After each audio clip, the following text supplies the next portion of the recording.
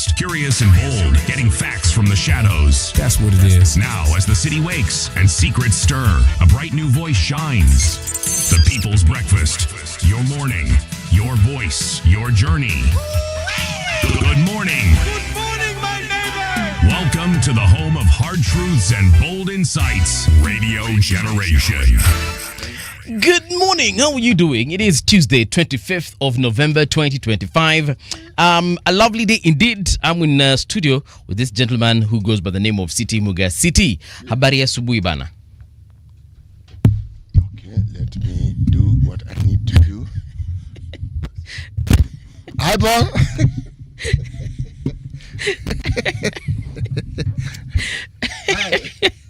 I think, City, what we need for you, is permanent lapels, the ones that you just clip on your whatever chest, and life goes on. Sasa umeguza hiyo microphone imenyamaza. Umeguza wapi? Iko sawa sasa. So nasema tutakuweka tu permanent lapels. Why? Sababu ni kama unasawingi microphone. I do. In fact, I do that all the time. Yeah. But see, I'm catching on. Yeah. Yes. You are catching It's on. called slow and steady. Yeah. Yes. It's Tuesday, Waze. When I woke up this morning, I honestly thought it was probably a Friday or a Saturday. That was the feeling. I was a bit disoriented. I was like, why is my alarm going off on a Saturday? What happened? Yeah. Is fatigue is beginning to set in. What this normally happens not on a Tuesday or a Wednesday. Yeah. But when you've been working harder than you actually realize, Okay. the body clock does a thing for you. It doesn't just tell you time, it goes into days. Because like in my head, we're in December. Okay. I know in November. Yeah. But in my head, December. In fact, I'm actually beginning to think of January. You're what? Yes. In my head. Why? Well, it's because of the speed with which I perceive things to be happening. They're not happening fast. Yes. Just that there are very many things happening at the same time. Okay. Yes. And the things that are happening, it's not that they're happening now. They've always happened, but they have my attention. Yeah. That's why I see them as many. If they didn't have my attention, I wouldn't even discuss it, would I? Actually, you wouldn't. Yes. You wouldn't. Well, the thing is, it's Tuesday, the 25th day of November 2025. We're literally coming very fast to the close of the year.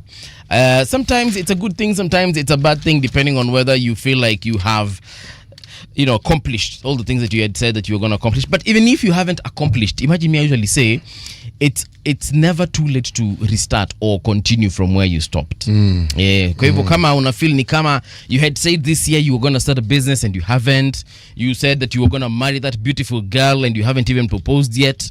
You haven't even talked to her yet. She doesn't even know that you are her boyfriend. In your head, that is. You had said you want to get pregnant and then things happened and they didn't allow you. Don't worry. 2026 is also another year rather, to accomplish your things, but also you can just start today. Si lazima ungoje. Kama ulikuwa unataka kusoma inaitwaje kugraduate na ujagraduate, usijali. Life you happen hivyo, but you can always redo or restart. How's your sitting? You have a valid point there, my man. Yeah. Let's check out. Every day is a new day. Yes. Yes. And it's a new day to more or less restart your life or continue your life. It doesn't necessarily mean that at one point it stopped. Yes. All right. Let me see what is so significant about today, being the 25th day of November 2025, International Day for the Elimination of Violence Against Women. Again, International Day for the Elimination of Violence Against Women. I would also say just eliminate violence completely.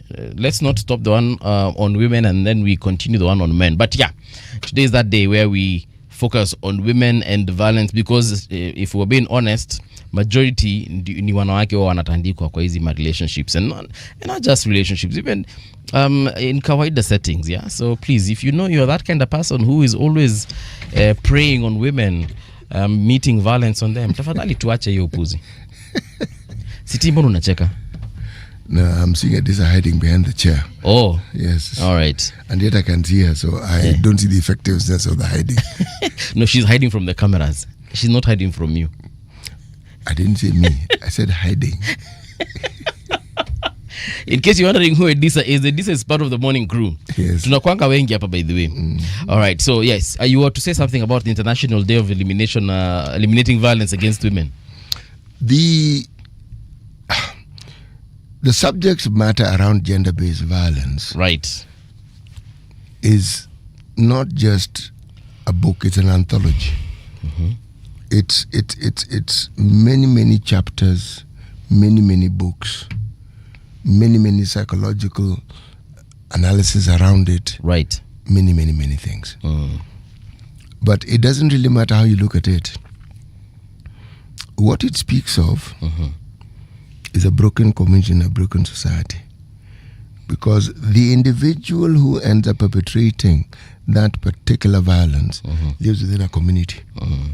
And for you to think that you have a mandate and somebody you have license to go around beating somebody to a pulp, and that, forget just the notion that there's something wrong with you. There's something wrong with the community where you came from and the one you exist in. For them to allow such a thing, no. You remember you and I were joking about it and saying, if somebody has a problem, what would you do? Yeah. Yes. And I was telling you, I would not. Actually, I was lying. I would definitely get involved. Definitely. And I will ask, what seems to be the matter? Yes. There is actually a case that was trending, but this is in the US. Let me see if I can find it. About this man who burned a woman.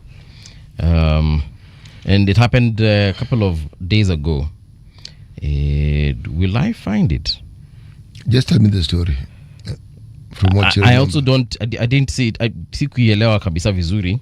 But so there's a man accused of setting a woman on fire. On fire? Yes. On a Chicago train. Whatever happened, this guy is called Lawrence Reed. He's 50 years old and is alleged to have poured a liquid, obviously, one that is flammable, over a 26-year-old woman in CTA. This is now Chicago Transit Blue Line train, and later set her on fire. This is last week on Monday. This man just unprovoked in a train just decided to burn a woman. Did he know the lady? Now that is what they're trying to establish. The man is obviously under arrest, and they're just trying to ascertain what the motivation was for doing this. But considering there were probably many other women in there, he probably either knew this woman or had been stalking her for a while. Yeah, but you know someone, and to the point where you want to kill them because you really want to kill, but you don't just want to kill them, you want to kill them painfully, and then you want to disfigure them. Imagine burning. This one, he wasn't just disfiguring her. He alikuwa anataka kummaliza kabisa. You don't pour a liquid over someone and then you set her on fire. No, that's why I say a painful death. Yeah. So I really do not know the details of this, but that much we know. He just got on the train, poured this liquid on her, and then just set her ablaze. Yeah, so you can check her out. You can check it out. The guy is called Lawrence Reed with a double E, so you can understand the full story. But it's just one of the very many stories of violence on women. And we know of a couple here in Kenya. You remember in the last maybe 2-3 years, they had even to start a movement called Stop Femicide, because here in Kenya, that is. Because ilikuwa imefika mahali women were being killed almost on a monthly basis. You would hear of 1 or 2 women have been, killed, either by a boyfriend, a husband, or a brother. Oh no! The time it was like it was beginning to acquire epidemic proportions. Every other day, some person, deranged individual, has lured some young lady into some Airbnb, then chops her up into pieces. You have to sit back and ask, what on earth goes through the mind of such a person? What sort of person is this? The motivation behind such kinds of acts, I don't understand. Well, and especially for foreigners who are in this country, sana from Western Africa, watu wanasema that it's cultism. This person was being sacrificed or whatever. Yeah, but then, sir, that one, we have to be careful. Because what we're doing, we are profiling an entire region. Yes.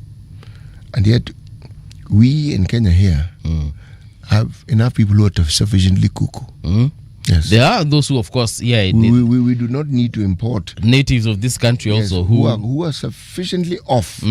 So if the kindred spirits have joined them, they're already joining people who already exist.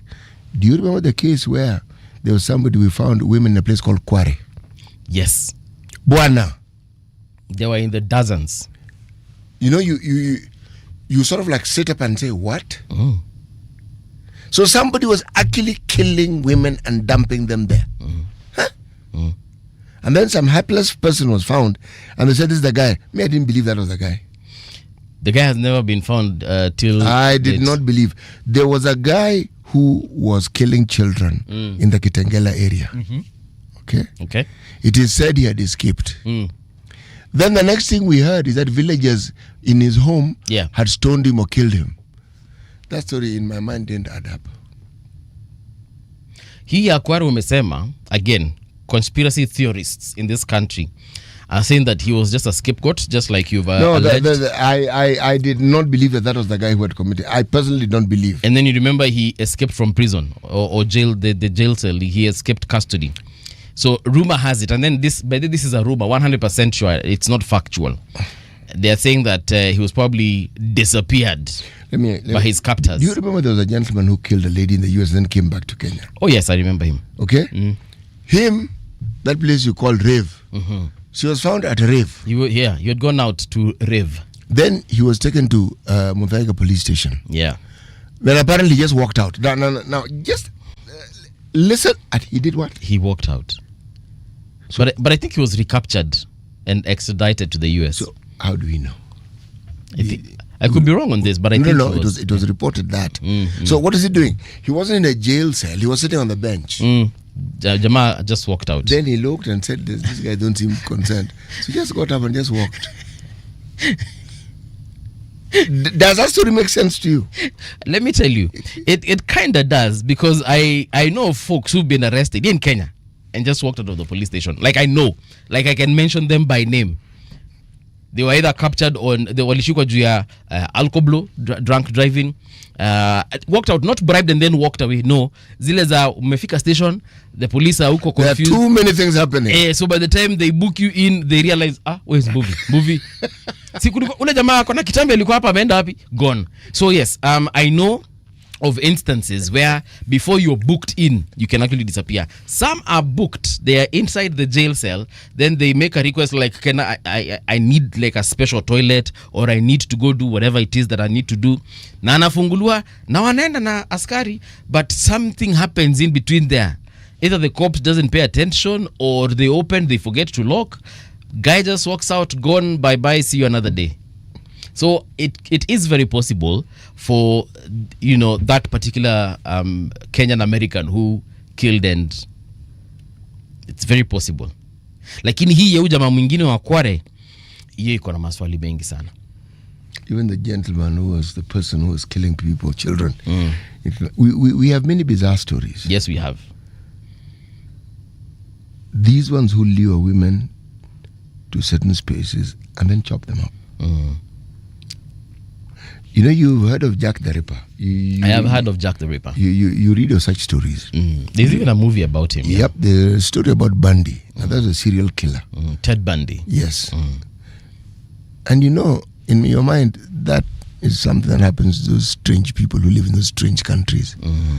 And then before you can say Vu in your own country, unasikia Kakamega, your own people, mara Kitui, mara Shakahola. Yes. Shakahola is unique Kikombe. Because that one takes the cup. So it brings it down to one thing: it's human. We will set aside a day where we shall specifically talk about gender-based violence, and we shall bring in experts, perhaps a doctor here and there, a counselor, just to understand. Because there's some people who are like, nani anaweza chapa mwanamke? Because they've never seen it. No, there are people who seem to relish. And my friend, the violence they rain on that person. like I've said, there's some people who are like, but why would anyone hit a woman? But there's someone who's like, wewe ujui hawa wanawake wewe. So it's a conversation we need to have, because it's strange that it's still happening in 2025. It does, because the issue here isn't the violence. The issue is the power dynamics. Yeah. And how disempowered. A man who meets that sort of violence on a woman, that's a very disempowered man.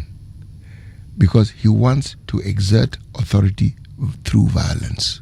True. There's something very wrong with that person. Yeah. And that's a very inadequate person who has to find adequacy in dominating others.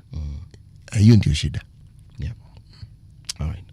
Let's get down to business. And as you give us our methali for the day, nimekumbusha na our producer that it is 16 days against gender-based violence starting today. So as we mark this particular day, 25th of November, which is International Day Against Violence Against Women, tunaanza 16 days of activism. I think that's what they usually called, 16 days of activism against gender-based violence. And since we have a whole 16 days to talk about this, we shall definitely find a day and time to discuss it. City, tuko Comoros Island bado. Nilitoka Comoros. Oh, tushatoka Comoros. Because I realized we had been in Comoros earlier on in the year. All right. Around the time when I first got here. Take us elsewhere. I've gone to Seychelles. Okay? All right. The capital of Seychelles is a town called Victoria. Okay, this was once a French enclave. Yep. They speak the English language like you and I are speaking. They speak French. And they speak Seychellois. That's Creole, really. It's a mixture of French and their own some native language and yeah. Umeita Seychellois. Seychellois. Yeah, Yes. Seychellois. Give us the Seychellois. Okay. Uh-huh. It is not worth adding water to the sea. Oh yeah, I mean it doesn't make sense.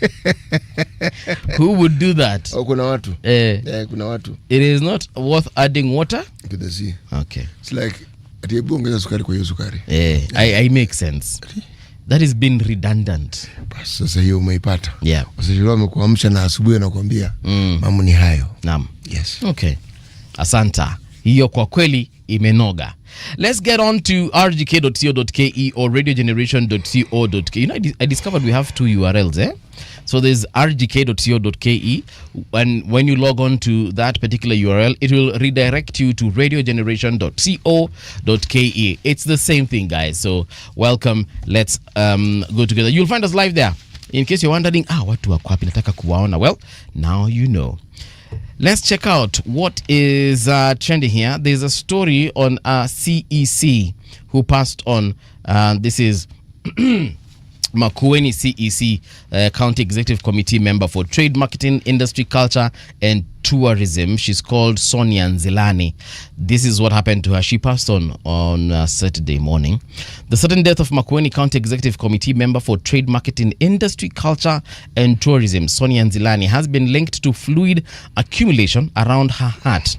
Postmortem results show. Now, the report provides clarity on her unexpected collapse, offering her family and county officials much-needed answers. Family doctor Ancient Kituku, who observed the examination, said Zilani's heart burst and leaked a lot of blood, causing pressure that prevented it from functioning properly. Now, this condition, known as cardiac tamponade, occurs when fluid or blood gathers in the sac around the heart, stopping it from pumping effectively. Governor Mutula Kilonzo Jr., who received the report alongside Nzilani's relatives and officers from the Directorate of Criminal Investigations, said the findings addressed the questions that had lingered since her passing. It was a sudden death and we had a number of questions that we wanted answered, Mutula said. She had a mark on the head which raised suspicions.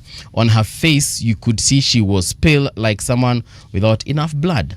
Now, the governor explained the doctors suggested Nzilani may have felt dizzy before she collapsed, which could account for the mark on her face. He emphasized that medical experts reassured the family that no foul play was involved.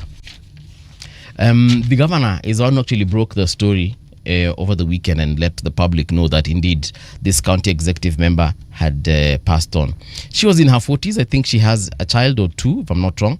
And she is a former, before she was appointed to the position of CECM, she is a former lecturer at Southeastern Kenya University, which is in Kitui County. Very sad state of affairs there. You know, one of the things that people need to understand is that you might look healthy and okay, but not everything is a-okay. Yeah. And the way the doctors, the pathologists have explained, you know, and of course the witnesses that found her, she had a mark on her face, but most importantly, she had a pale face, meaning blood wasn't pumping well. An autopsy ought to sort this thing out. That is if the family seeks to have one. Yeah. Yes. But you can also, you know, there's a preliminary. Preliminary. DNA ya Kikambe imeingia mapema leo. Preliminary. Yes, thank you so much. Yeah. So, you know, in the initial checkup can tell you a lot. For example, did this person perhaps die with their eyes open, with their eyes closed? Yeah, those are clues by the. I'm not laughing because it's not true. Yeah. I'm laughing at how diagnosis diagnosis is. Yeah, so you can tell also, if depending on the position, also you found someone. Were they in bed? Were they on the floor? And where on the floor were they? Were they in the bedroom floor, in the kitchen floor, in the bathroom floor? And you know, there's so much you can really tell initially from someone's position, the position you found them in when they died, and that will let you know whether there was foul play. You know, were they holding a phone on their hand? You know, so much can tell you just from the, and that's why people are told do not tamper with a crime scene. Kipata mtu ameanguka na amekufa and you're sure mtu ameenda, just call the police, let them do their thing. But may this CC rest in peace. She was very young, mid-40s, I guess. And she had everything running for her as far as her career is concerned. Believe me, there are illnesses that don't manifest. Or if they do, they are ignored. You think, I'm not too bad. Yeah. There's something that's festering and it's slowly but very surely getting worse. Yeah. Yes, there are those little details. True. And that there are things we also ignore as Africans, and it is medical checkups. That we ignore completely. Juu tunadhanigi si niko tu sawa. We don't even apologize. We ignore them completely. Si niko tu sawa, si umu na kichwa, you know, si skima li popote panaumwa. I can see clearly. It's not like I have a blurry vision. So you go through all this problem. I mean, you assume because you do not have any signs and symptoms of a disease and you assume you're okay. It's actually very okay to just go perhaps every 2 years, 1 year ikiwezekana for checkup. Just go for checkup. Yeah, so you can check that out and other stories as well. Let's check out this one. It's about IEBC, which has rejected claims of election interference ahead of Magarini poll. IEBC wamesema hivi: the Independent Electoral and Boundaries Commission has moved to calm fears over the fairness of the Magarini constituency by-election, dismissing claims that officials are interfering with preparations. The commission emphasized that the November 27th poll will be carried out within legal frameworks, overseen by multiple stakeholders and free from any undue influence. The statement comes in response to a letter from Democracy for the Citizens Party leader Rigathi Gachagua dated 24th, that is yesterday. Gachagua had alleged that a senior IEBC officer was obstructing or influencing the by-election process.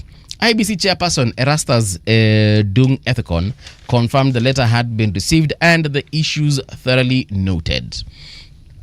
So the chairperson assured the party that the public that every measure is taken seriously and that institutional safeguards protect the integrity of the election. Yep. Nakwambia tutajionea mambo.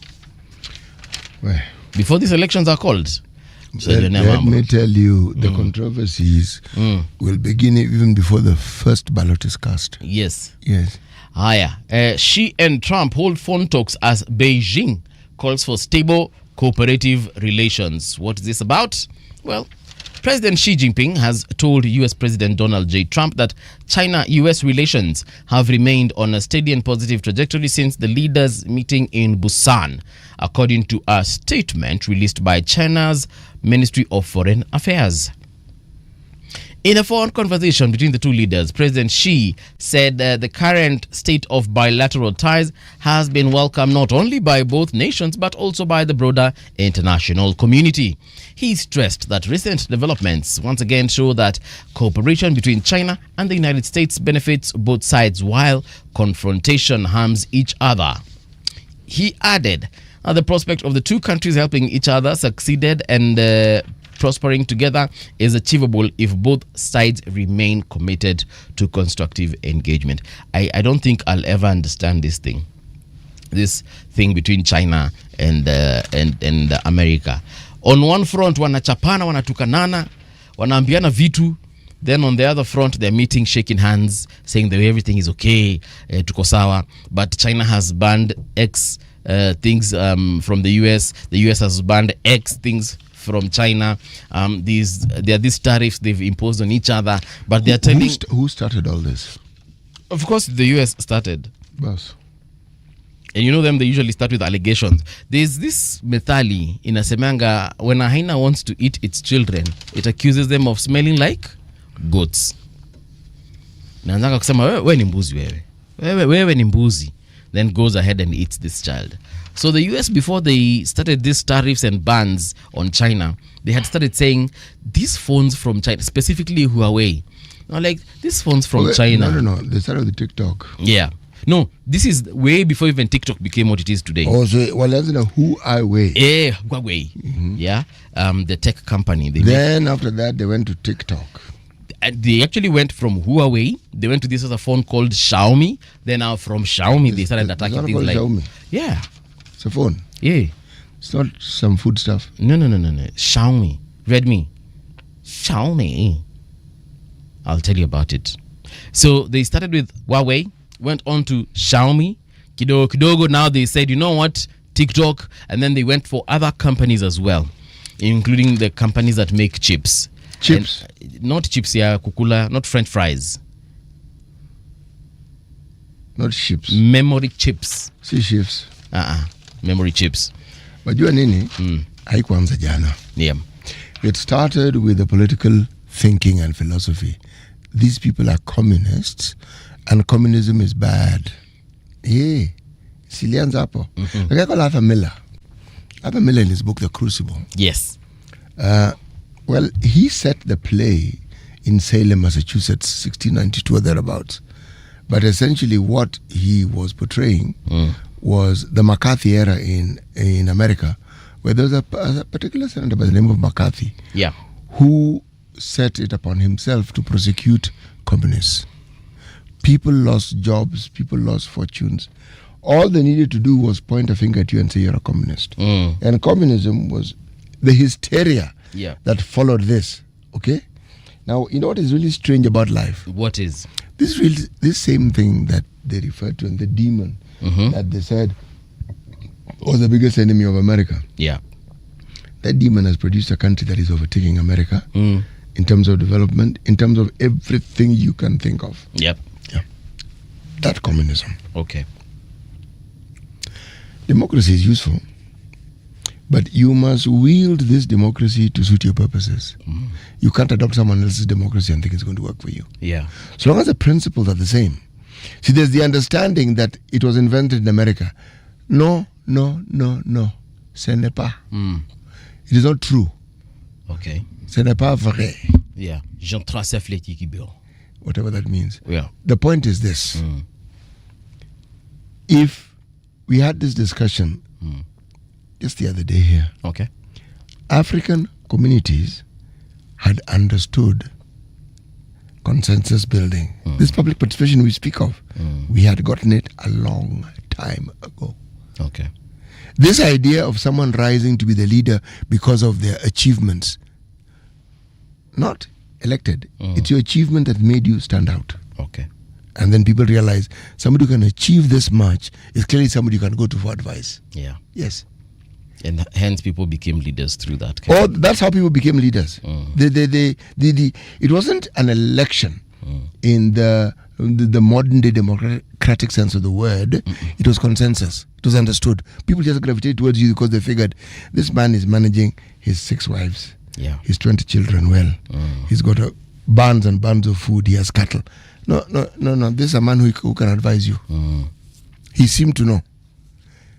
What brings it out most is Junoa Achebe's book, Things Fall Apart. Yeah.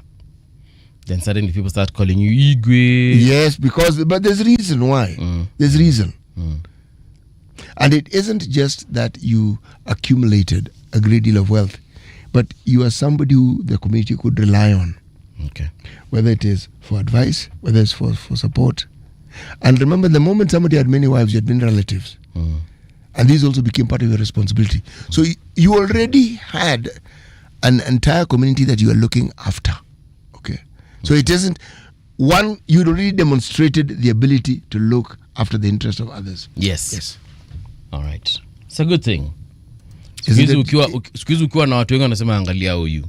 Sasa. Angalia huyu. Watoto wote unapeleka wapi? That's modern day thinking. Yeah. that thinking is faulty. Yeah, true. Now, there's a story here in Siaya, and it's Siaya police intercept vehicle carrying suspected stolen cows.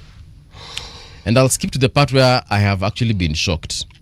According to police, officers from Mung'ala police station were on a routine mobile patrol when they spotted a suspicious Toyota Caldina, registration number KBK404G, moving along the road at around dawn. Their attempt to stop the vehicle triggered a brief chase. Now, the officers intercepted that particular Toyota and found they found 4 occupants who jumped out and fled on foot into a nearby farms and thickets, leaving the livestock and the car behind. They had cows in this Caldina. Caldina is not a big car. Walikuwa na ng'ombe kwa Caldina, bro. Ngapi? Let me see how many cows were in there. Because from this picture, I can see 3 cows. These aren't very clever thieves, are they? No, they're not. But why are you carrying cows in a Caldina? That's what I'm saying. These are not very clever thieves. Yeah? No. A Caldina is more or less the size of a Toyota Fielder. Yes, it is. Ng'ombe zinatoshaje kwa hiyo gari? Let me repeat. Yeah. These are not very clever thieves. Why were they...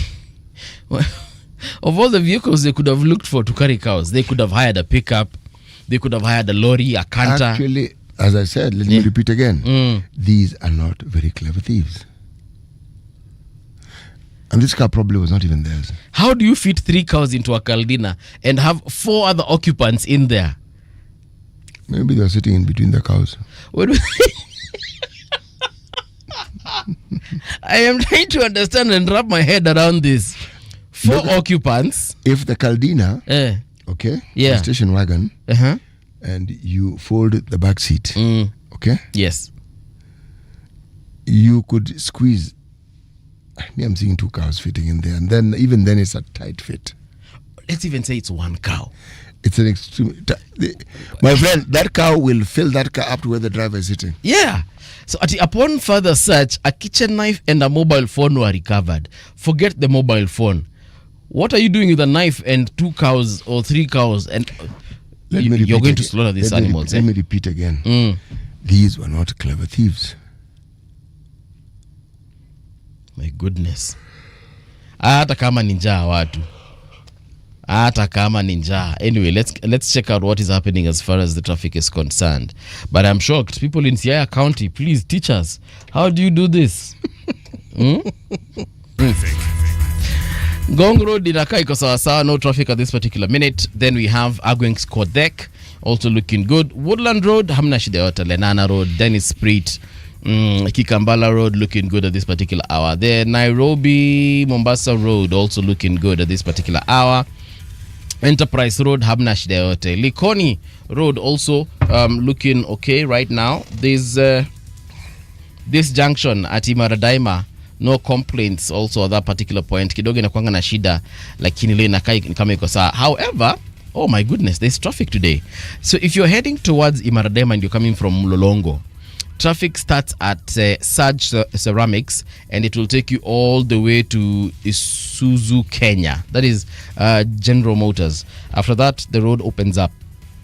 But up until that time, yes, you're definitely stuck in traffic. All Mombasa Road also, if you're joining the Mombasa Road at Cabanas overpass, yes, hapo pia kuna shida kidogo on both sides of the road. So that means if you're exiting or joining it, kameshikamana kwa sasa. And then the entirety of the Mombasa Road is looking good. No problems at all. Ngong Road nimesema iko sawa sawa. The expressways also looking good. The bypasses also looking fantastic at this particular hour. If you see anything on the roads that you think we should know about, well, you know where to find us. Right here on at Radio Gen KE across all socials. Traffic on Radio Generation. Front page of the Standard, they are saying acid test, and the headline is Partisan IEBC. Standard wameamua. Okay. The reconstitution of the IEBC was meant to redeem an electoral agency long tainted by state interference and timid leadership. But days before by-elections seen as a dress rehearsal for the 2027 general election, the commission is already struggling to shake off doubts that dogged its formation. It cleared a UDA candidate despite EACC advice. Some officials have been accused of bias, and the opposition is warning of state-sponsored violence and poll manipulation. Can Chairperson Ethicon calm the swirling storm? That's the question, and perhaps you will find the answers on pages 8, 9, 10, and 11. Yeah? And we are reminded here of a headline that they posted a couple of months ago when the IEBC was being reconstituted, and that particular headline said, Godfathers have it. We can see several people there, including the late former Prime Minister Raila Odinga, and we can also see the President there and several other members who probably are connected in one way or another with the current team that is constituted in the IEBC. So Rigathi Gachagua amekuwa quoted up, and this is what they said. He said, from the outset, though Kenyans kept quiet, they had every reason to doubt that your impartiality in the 2027 general election remained doubtful. You could have used the November 27 by-election to prove Kenyans and the world otherwise. And this is Rigathi addressing the IEBC chair, Erastus Ethicon. Front page right there. If you want to see what this is all about, pages 8, 9, 10, and 11. And of course, we'll be discussing it here on the People's Breakfast. Daily Nation anasema, the poison in our food. The European Union continues to export pesticides it has banned from use within its own borders to African nations, with Kenya being a destination for more than 400 tons of the deadly cancer-causing chemicals. A report by Swiss-based organization has revealed. Full scoop on pages 4 and 5 of the Daily Nation. For instance, they've said these are the specifically banned pesticides, some of them, not all. There's chlorodane, which is an insecticide. There is 2,4,5-trichlorophenoxybutyric acid, which is a herbicide. Chlorodimphem, an insecticide. Then there is DDT, also known as dichlorodiphenyl trichloroethane. Hiyo kitu bado iko according to this particular report. And then there is endrine, which is an insecticide. And then ethylene dibromide, also known as EDB12-dibromoethane, which is a soil fumigant. It has been banned in those particular countries, but here in Kenya, apparently it's been brought and we are using it. Then the ones that have been withdrawn from the Kenyan market successfully include acephate, which is an insecticide, chlorothalonil. I hope I've said it correctly. It is a fungicide. There is a permetrozine, which is an insecticide. Viacloropide, another insecticide. Duron, it's a herbicide. Then there's POE taloamine, which is a co-formulant. Then kuna kasugumycin, a fungicide. And last but not least, kuna pyridyl. Kasugumycin. Yes, it is an insecticide. Fungicide, and then pyridyl, which is an insecticide. Siti, your microphone yako umeizima tena. So there's. I've not done anything to it. Okay. Ama mimi ndo nimekuzimia. So there is this is what is being imported in kilos. So there are very many pesticides here and other chemicals that have been mentioned. And I'm sure by the time I even mentioned the third one, you'll have forgotten the first one. But we shall also try as much as we can to discuss this and much, much more. And there's a conversation we had here. There's a lady, she's from some NGO, I think. She came and we discussed about some of these chemicals that are currently being used and what alternatives we have, so that we do not have to go to the shops and buy this if you really need to have a pesticide or a herbicide. This discussion has always revolved around organic pesticides, because there are things like organic pesticides. But remember, just like this big pharma, this big pesticide, that is me calling it big pesticide, they have a grip. And they have ways and means of selling their product, even though they know it to be harmful. By the way, one has to question how these things are tested before they are unleashed on the unsuspecting public. Whether it is used for growing food, whatever the case may be. Yeah. Whatever the case may be. Yeah. You know, this isn't a new story, huh? This story is old. Yes. It's just that now it's being revealed in detail, and we're being told that this is a finding by a Swiss company in the European Union. Yes. Now, the European Union banned some of these things. By the way, this isn't just a question of the ban. Even when it comes to genetically modified foods, if you look at the stringent and the very strict manner in which the EU manages these things, it has a rhythm to it. You don't just wake up and just sell something. It goes through many checks, and by the time it's being unleashed to the public, believe me, those checks have been done. You know why? If it is found to be something that you didn't tell us it was, you'll be sued. And that, yes, and if you're sued, the likelihood of being found guilty is also very high. So we have this particular situation going on, and unfortunately there's no one to protect us here. All eyes now on IBC as campaigns wind up, and 181 candidates square off. Where?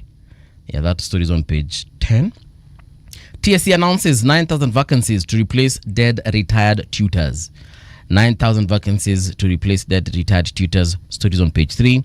Double tragedy. Man who lost home in Mukuru caught up in Makongeni evictions as residents win court reprieve.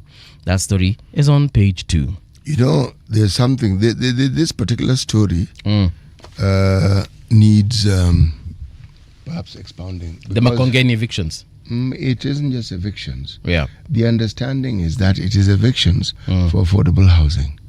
Okay? And the details are given here. I'm going to look for some of the leaders of that particular place, because I know the place well. And I'll ask them to come and talk to us and explain to us what it is that was the understanding. Because from what I know, there had been private developers who had wanted to. It was a PPP. The Makongeni setup, you know, it's one of these areas that has hundreds of acres within the boundaries of the city. It belongs to the Railways Pension Fund, that estate. If you walk around it, you'll find sections that has a school and a secondary school. There's even a big garage in the middle of it. Apparently that was leased out. Okay? There's a police station within Makongeni. But the land still belongs to the Railways Pension Fund. Now, what I'd like to know is how it is that it has come about that we now have what we're referring to as affordable housing. The understanding was that before people are asked to move, they must be compensated so that they can have adequate money to find dwellings. Alternatives, The understanding also was that the people who live here would have the first options. This is how it was supposed to be. There are buildings that the people who live there and their numbers. Okay, according to this article, they say 8,000 households. Okay. The land is 140 hectares. That's a lot of land, Chief. Now, the understanding was there'd be a high rise where all these residents would be given an opportunity to do what? To acquire. Yep. And the understanding was that the very rent that they paid to the Railways Pension Fund is what they will pay Yep. rent to own. Okay. Then the rest would now be used for commercial purposes. But people would have been housed. I would really like to know. What happened?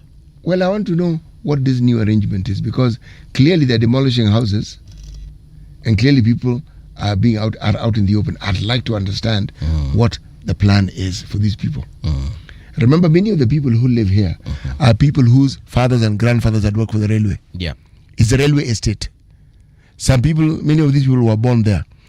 The current, you've heard of MCA Peter Imotok. Imotok, I've actually hosted him several times. Yes, Imotok was born in Makongeni. Okay? Okay. The MP for that particular area. There are very many people whose very existence started in that place. Aladwa, who was once the mayor of the city, and who is now the MP for that region, is also a Makongeni kid. And there are many others. So I'd like to understand again what it is. But we'll call these people so they can tell us, isn't it? Including Imotok? Yes. Aladwa? I already sent him a message and asked him when he would like to come. Sawa. Yes. Wakifika hapa then tutazungumzia hayo. Yes. Aha, unataka kutusomea nini kwa gazeti? Mimi, this IBC partisan, you've done a good job on that one. So I'm going to look at the East African. Okay. Newsmakers. This is an interesting bit. Nnamdi Kanu, a court in Nigeria has found the separatist leader guilty of terrorism and other charges. He has been given 4 life sentences along with other terms to be served concurrently. Where? 4 life sentences. He needs several lifetimes for yes.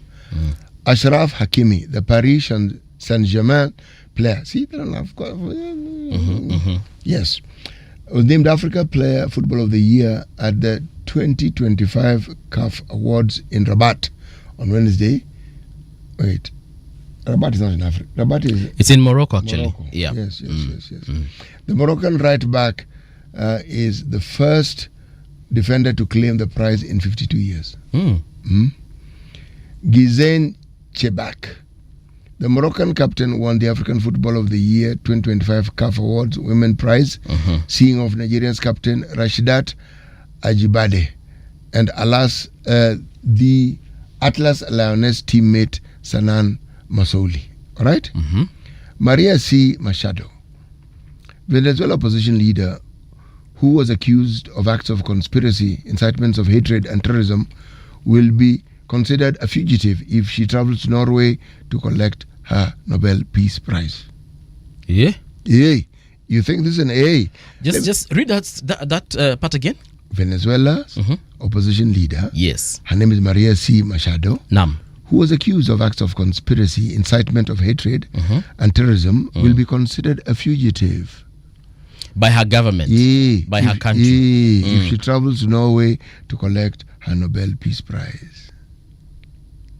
You know, President Maduro is the president of Venezuela. Yes. You know, the US have designated him as a leader of a foreign terrorist organization. Yes. And they are currently organizing troops from... They have not said that they want to go to Venezuela, but there are some movements, and this... Because I was watching, I think it was CNN or Al Jazeera this morning as I was coming to work. And what they're saying is there are some troops that have been organized in the areas of Puerto Rico and other Caribbean, islands in preparation. And these are American troops in preparation for what seems like an invasion of sorts. But they have not said that, tunakuja Venezuela. Well, that shouldn't surprise us. There's a guy called Noriega, who's the president of a country called Panama. Nam. They went into that country and airlifted that man and took him to an American jail, just so that you understand. I'm laughing because America just goes and abducts other leaders. Yeah. And sometimes those leaders end up dead. Well, it's democracy. Then just because their laws don't allow you to do certain things within their boundaries, they have Guantanamo Bay. And there are other black sites where they do unspeakable things to you. So this lady, she's an opposition leader, right? In Venezuela. Machado, you've called her. Yes, which means she opposes who? Maduro. The president. Now, this is what I'm thinking, and because I've just heard this story for the first time this morning. I'm thinking that perhaps the reason why the country is telling her, ukijaribu kutoka hapa tuko na wewe, is because there could actually be an impending invasion of Venezuela by American troops. And if this lady leaves and goes to Norway to receive her Nobel, perhaps she might come back as a Venezuelan hero and perhaps even installed as an interim leader of sorts, or perhaps she would be in the run-up to become that particular person who might replace the current president, if at all they do decide to invade Venezuela. If you want to be a neo-colonialist, you have to be clever about it. The pronouncements coming from the US, whoever's making those pronouncements, is not really clever. The US's oil deposits are sinking and diminishing. It is reported as such. Venezuela doesn't have such a problem. Every time the US has been involved in some invasion or the other, what was it, the Iraqi war all about? It was about reconstruction and oil. All the time. Why is it that Haiti, as they call it, has never known peace? There are very few places on this earth that have the minerals that that particular country has. So this isn't something that is hush, secret. It's out in the open. Okay?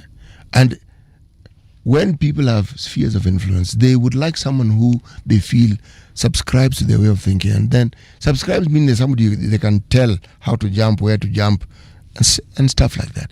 So this friendship that they speak of and partnership, it's never a partnership or a friendship. Yeah. It's a master-servant relationship.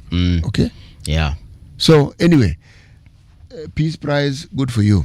Yeah. There's a gentleman called Prakazril Michel. Prakazril Michel is a musician. There's a band which is called Fugees. Remember it? Fugees, yes. Yeah, Fugees. Well, I'm thinking of the word refugees. That's some way I'm calling him Fugee. Yeah. Well, this man has been sentenced, listen to this very carefully, to 14 years in prison for using money to peddle influence in US politics. I remember I told you this story yesterday. It's odd, isn't it? Yes, it is. I mean, for us, it's very odd. No. Why it is odd, in the US, they call lobbyists. These are people who have a license to do exactly this, peddle influence by making contribution for this.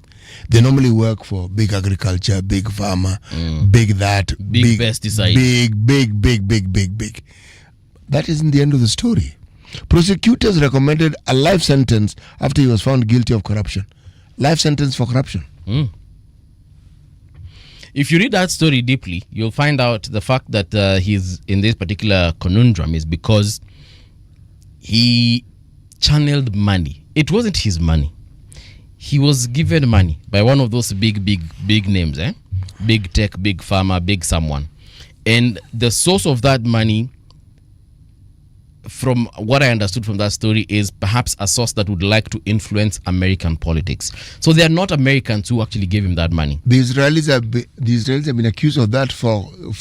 Have you heard of anybody going to court or being sentenced for any such thing? See, you can't compare Israelis and the person that money received money from. No. I am simply saying that these are double standards. Yes, they are. Okay? Yes, they are. Okay? So, anyway. Yeah. It is their country, it is their law, they're also allowed to be biased. All these things are allowed. No, joini pesa alipeana huko 20 huko. When was Obama seeking re-election?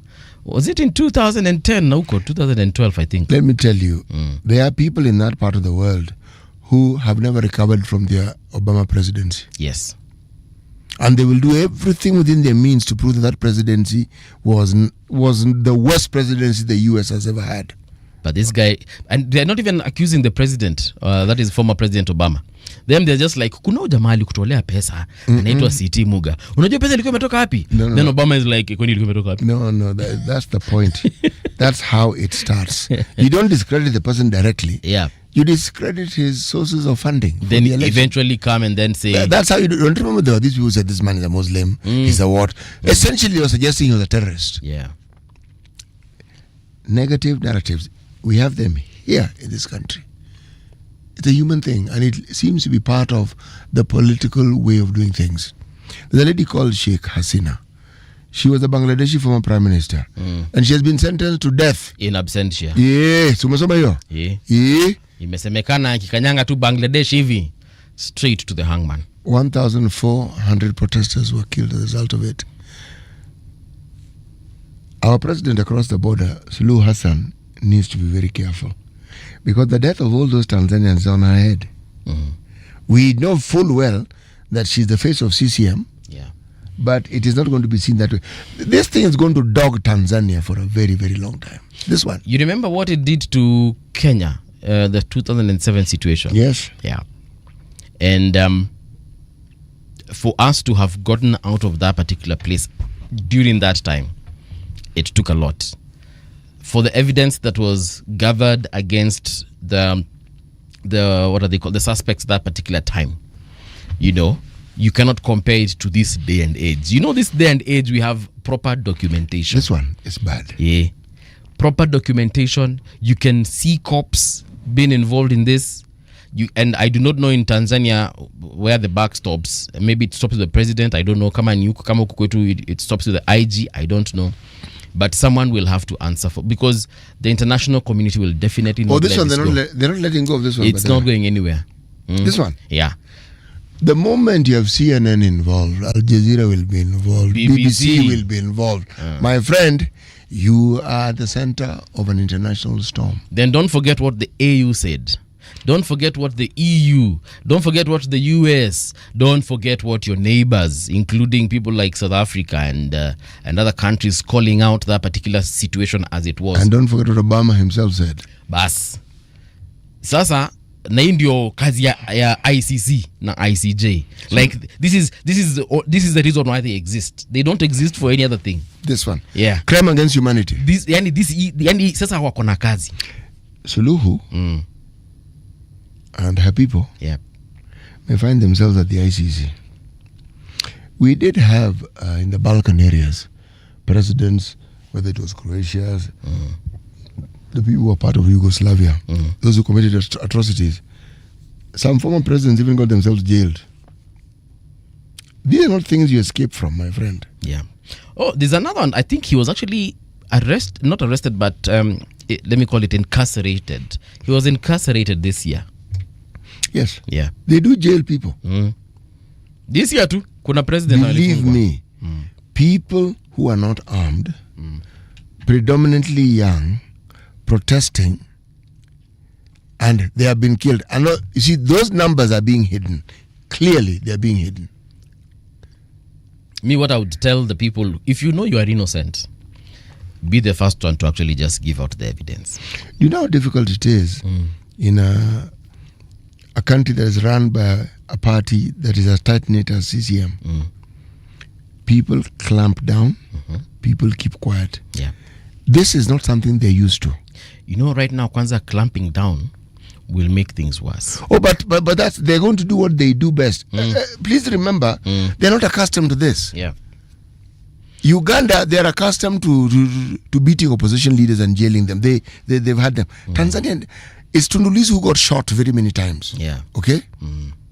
But protests, this is not something they've experienced before.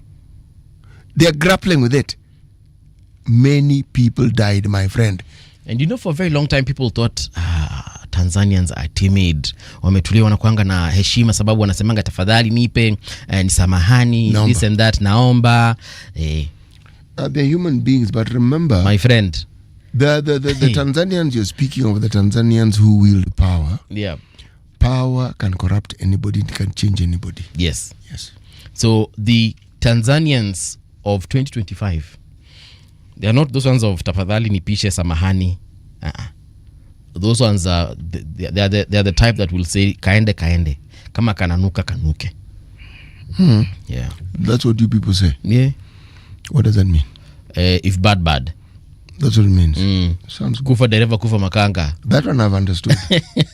Yes, even the president understood it. Yeah, and wasn't happy with it. And I'm really, I'm really hoping that because I still believe that there's some good in people.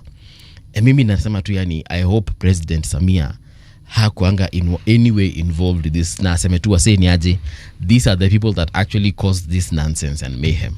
CCM will decide that. It's not her who decides. Yeah, but she can also she can say it and perhaps even resign in the process and say, you know what, she can't. This is what happened, guys, and I am not taking the fall for anyone. My friend, let me tell you, you can say what you like. You're the president. You are the president, because if you make the mistake of resigning, somebody else will become president. Yeah, and then now you become the yes, exactly. You don't resign. Kwanza anasema yeye ndiye alituma askari, yeye ndiye alifanya and even if that evidence doesn't exist, it will be fabricated. My friend, everybody who it was said was on your side of the fence. Whether it was a police chief, which chief, all of them. Yeah. All of them. So you don't resign. You cannot afford to resign. So unakaa ngumu and wait for things to take their course. You weather the storm, and you these are uncharted waters, man. Huh? These are not people who are used to facing the media, answering questions about the death of so many people, because it's bordering on almost genocide. You've killed so many of your own citizens. Yeah. How do you explain it? Because now it's who sent this troop over there? Who was the boss who was leading them? Who was giving the orders? Okay. It'll unravel. My friend, by the way, this one, Tanzanian in the police service, leadership in the police service, heads will roll.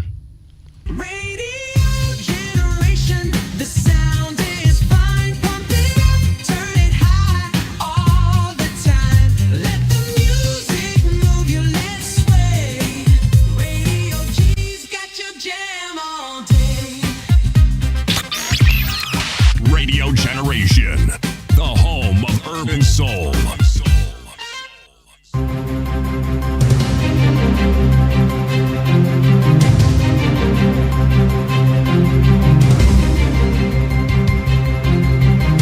This is the Radio Generation News.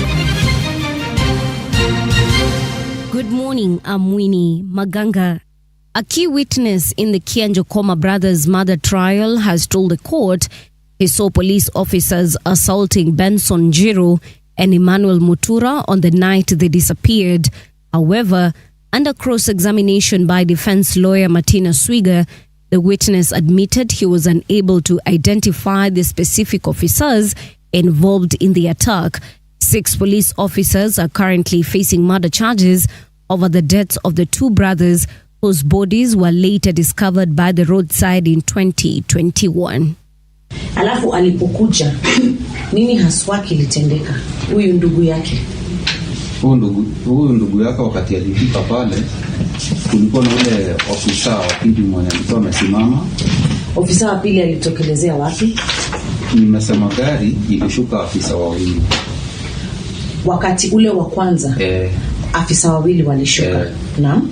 Sasa ule wa pili ule mwenye hakuwa na rungu ndio aliweza kuvamia ule kijana wa pili. Alimvamia kama amesimama ama alimwangusha chini? Ilikuwa vipi? Ilikuwa physical na aliweza kumwangusha. Nairobi Governor Johnson Sakaja has justified the relocation of hospital deposit accounts to Sidian Bank, arguing the institution is currently offering more competitive rates than its rivals. Speaking before the Senate Devolution Committee, Sakaja revealed that his administration is also weighing the possibility of transferring all county accounts to Sidian Bank. He maintained the decision complied fully with the law, saying the move was guided by both administrative efficiency and financial prudence. I don't think any bank should be discriminated against. The procedures were followed. The PFM talks about how accounts are opened by counties. That was followed. I don't think anyone has a greater right, or any institution has a greater right. There is no law that says bank with equity or with co-op or with cooperative.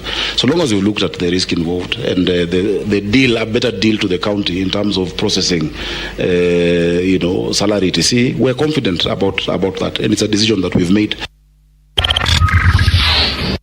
Treasury Cabinet Secretary John Mbadi has urged Orange Democratic Movement supporters to rally behind the broad-based government addressing residents in Uriri, Migori County. Mbadi defended the current political setup as the most suitable for the nation and appealed to Kenyans to reject divisive politics.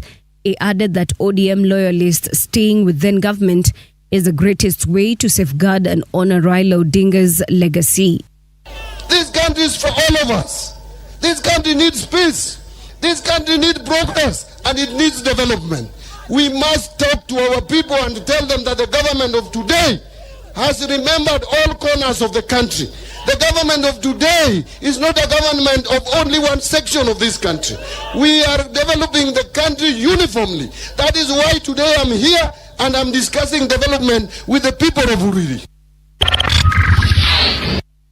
President William Ruto is in Luanda, Angola to attend the 7th African Union-European Union Summit and the second session of the Ad Hoc Oversight Committee on AU Institutional Reform.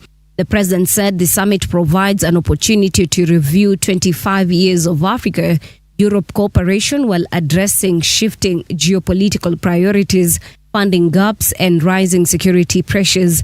The AU-EU summit will focus on strengthening political and economic partnerships, enhancing peace and security collaboration. Ukrainian President Volodymyr Zelensky has welcomed proposed changes to the controversial 28-point peace plan for ending the war with Russia.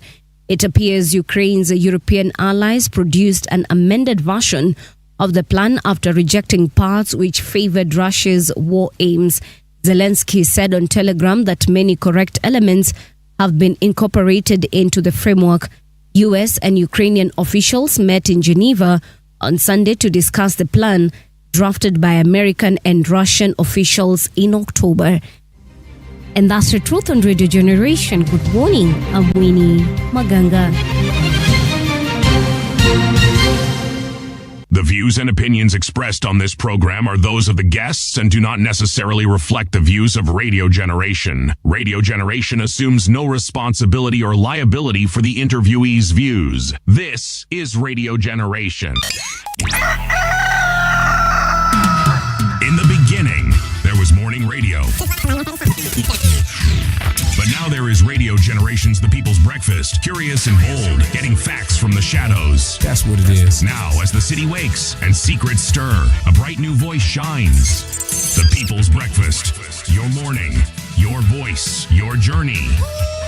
Good morning. Good morning, my neighbor. Welcome to the home of hard truths and bold insights, Radio Generation. A very good morning to you. Welcome back to Radio Generation. I like singing along that particular signature tune for the People's Breakfasts. City, habari ya leo tena. Salama bwana. Ningependa tusalimie watu kadha, lakini kabla tuwasalimie, wacha tukumbusha watu ya kwamba this coming weekend there's one of the biggest festivals. And when I say one of the biggest festivals, guys, it is one of the biggest festivals. It's called the Somali Cultural Festival. This is Somali Arts and Cultural Festival, which is happening in, rather at the Two Rivers Mall this particular year. And it's happening this coming weekend. Inaanzia the 28th, inaenda pia the 29th, na inaisha on the 30th. So you definitely want to save that particular date and head on over to Two Rivers Mall. And this particular event, by the way, is brought to you by Radio Generation, Two Rivers Mall, Asmali Media, and events as well. If you've never been to the Two Rivers Mall, this place is huge. It's humongous. Over 150 stores, 20 restaurants. And one thing I know about the Somali culture is that they're going to be showcasing a couple of things, including and not limited to their arts and culture, their fashion, their music, their food. Yeah, that is more or less what encompasses culture anyway, because a culture is a way of a society, a community of doing things. So if you'd like to interact with them, and you know these guys have got, first of all, great food. Kama umeikula chakula kinajulikana kama arosto. Have you had arosto? No, I haven't.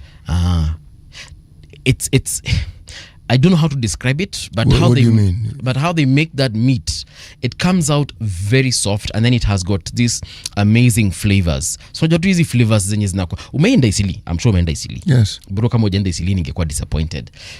Have you ever been to an Isili restaurant? No. The aromas in those particular, hey, now you need to go. There's a place on Mombasa Road. Let me not promote them a lot, but it's at a petrol station, and it is a Somali restaurant, and those people make some amazing food. Once in a while, I usually go there with my family, and we enjoy. Sasa zile tunaenda kukula mapizza na maburgers na manini, mwenanga kukuleo chakula wa Somali na kuanga nyingi sana, ni nyingi. Yeah, and it's very affordable. Strangely enough, you find these foods are very affordable. They're unique, and then even the spices are absolutely and awesome. Tasty. Yes. So the Somali Cultural Festival is definitely going to offer you that and much more. You're going to see fashion. You're going to see art, music. These guys also do music. There's this guy who did a song with Bien, Juzi too, sometime this year. They were talking about, venye Mungu anamuanga. Sele wewe umepanga, lakini Mungu mwisho ndiye anaamua. And I'm forgetting the name of that particular track. But yeah, they have lots of artists, and they have also contemporary music. Yeah, what we consider za kisasa, great music. So please save the date, 28th, 29th and 30th of November 2025. The Somali Cultural and Arts Festival is taking place at Two Rivers Mall. I'll be telling you more about it later on. So I said I was going to give a few shout-outs here and there. Let me see. Kuna John Mutua mesema I'm already tuned in. John Mutua, thank you so much. This is Chef John from Qatar. Kule Qatar. Michael Olande anasema good morning Team Radio Generation. Thank you so much. Mweni also, this is my aunt. Yeah, she's saying good morning CT and Mbuvi. Keep it up. This is the doctor. No, this is not the doctor. The doctor is another one. Yeah, and that's my cousin. No, there's the one you're talking about, the one who graduated the other day. Yes, the other one with a PhD. Yes, the one with the hand. Yes. No, huyo kazi yake sidhani sasa anaweza kuwa tuned in. Kazi yake inakuanga she's usually very busy. But I'll ask her one of these fine days to tune in. Yeah, ni kama sisi. And then Auntie goes on to say, rest in peace Nzilani, Makueni amepoteza an excellent performer. Indeed, that is so sad. Wanjala goes on to say, good morning CT and Paul, tuning in from Tuda in Mombasa. Kenyan politics reminds me of a song by Professor J called Ndio Mzee Huanga Bad. Yeah, I know Kenyan politics is tricky. Do you know who else we have lost, CT? We've lost someone. Yes, there's a country. There's a former minister. He was a minister during the Kibaki era. He goes by the name of Joseph Konzolo Munyao. He's one yes, of the, I remember him. You know Munyao? I remember him very well. A guy, a big-bodied gentleman. Yes, light-skinned. I remember him very well. Yes, he's a former member of parliament from Mboni. So he died, and the family announced that yesterday. He's one of the folks actually who revived KMC. You remember this Kenya Meat Commission at one point, it was almost defunct. Oh, I remember it very, very well. In fact, it was generally in its death throes. Yeah. Munyao actually revived it. Yes. I remember when he was the minister for, I think it was either livestock or agriculture. It was livestock. Yes. He revived KMC. But the livestock and agriculture, same thing. It was called just that. Tulikuwa hata high school kulikuanga na agriculture na ilikuwa tunafunza tu livestock hapo ndani.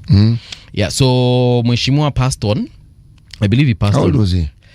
85 when he passed on. I think he died either on Sunday, late Sunday, because they announced it yesterday. Okay. Yeah, so may he rest in peace. I know the son is also an aspiring member of parliament, and actually in 2022 when he was vying for that particular position, the same position that his father held, I believe I was the MC at his fundraiser.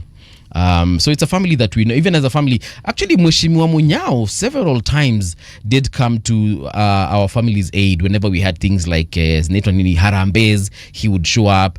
He was good friends with my late grandfather, the original Mr. Mung'ala. They used to. Unlike this fake one who I'm sitting here with. So my grandfather and the late minister were actually very good friends, and he continued being friends of the family. With his family as well. He lost his wife also a couple of, I think it was either last year or the year before that. And, people showed up for his family because he showed up for other people as well. So may he rest in peace. And of course, he shall be remembered for the good things that he did for the people of Mboni and Ukambani in general. Yeah. Kama hujatuma salamu yako tafadhali tuma pale katika Twitter. Shall definitely give you shall definitely recognize your presence. I said that we were going to go back to this story of the poison in our food that apparently is coming from the European Union, and they are saying that it is continually being exported to the country. What I am wondering is what our authorities are doing, because if we have to wait for a Swiss NGO to tell us, a Swiss-based organization to tell us about this, then clearly someone is either sleeping on a job or someone is not, they know about this and they're literally sleeping on it. Let's check out what they're saying on pages 4 and 5. Importing death. EU continues to make and sell banned pesticides. Now anasema hivi, toxic pesticides have major implications for the climate, ecosystems and human health. They are linked to cancers, reproductive systems and DNA mutation. So they go on to say this, and this is a story by Mercy Chelangat on page 4. The European Union continues to export pesticides it has banned from use within its own borders, with African nations importing 122,000 tons in 2024, a 50% increase from the 81,000 tons in 2018. Kenya has emerged as a significant destination, importing 473,000 kilograms of active ingredients from European suppliers, including 3 chemicals already restricted for use in the country. The revelations come from an analysis by civic society organizations, Public Eye and Unearthed, which reviewed hundreds of export notification documents companies must file before exporting any chemicals prohibited within the European Union. According to the organizations, the surge in pesticide exports to African nations has been driven largely by the EU's own policy changes. Dozens of pesticides have been banned in Europe since 2018 and added to the list of requiring prior informed consent before export. So as we complain and say the way the Kenyan authorities have slept on their job, can I also ask why these places are still producing these particular chemicals? Or are we talking about perhaps batches that were produced earlier on and thus they had not been exported or destroyed, and now because of that particular surplus situation they are thinking, instead of losing this money and wasting this money, tupatie tu wale mafala wanakwanga kule Afrika. Remember, this is something that in economic terms, it's what you call dumping. There used to be a supermarket chain called Nakumat. I've said it on this particular show that those fellows actually took retailing to its logical conclusion. They didn't own the building. They didn't own the shelves. They didn't own the appliances that were in there. And the goods that were sold there were also not theirs. They sold on other people's behalf and then paid you your money. But one of the things that you found, if you looked at some of the goods that would be on sale, there were some which would be close to expiry. They're not expired. Now, if you understand how the West works, goods that have an expiry date 6 months due to the date, they go for almost free. That's when they do a sale. Yes. And they tell you 70% off. Literally. Literally. Though they can recoup some of the capital.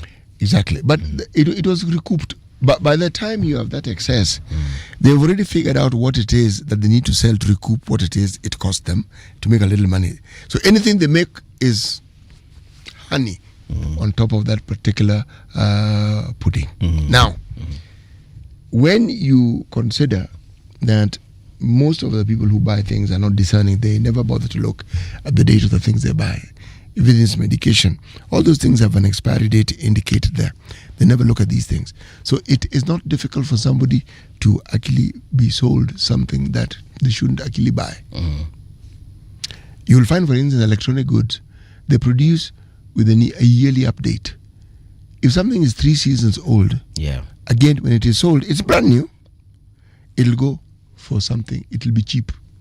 Now, that's why you could go into that supermarket and find some really wonderful stuff. The next time you go, and you'll never see it again. Mm-hmm.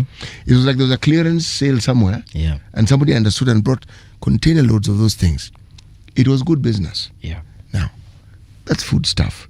There are those who've been even accused, not in this chain that I'm referring to, but the people who've been accused of selling things that have expired.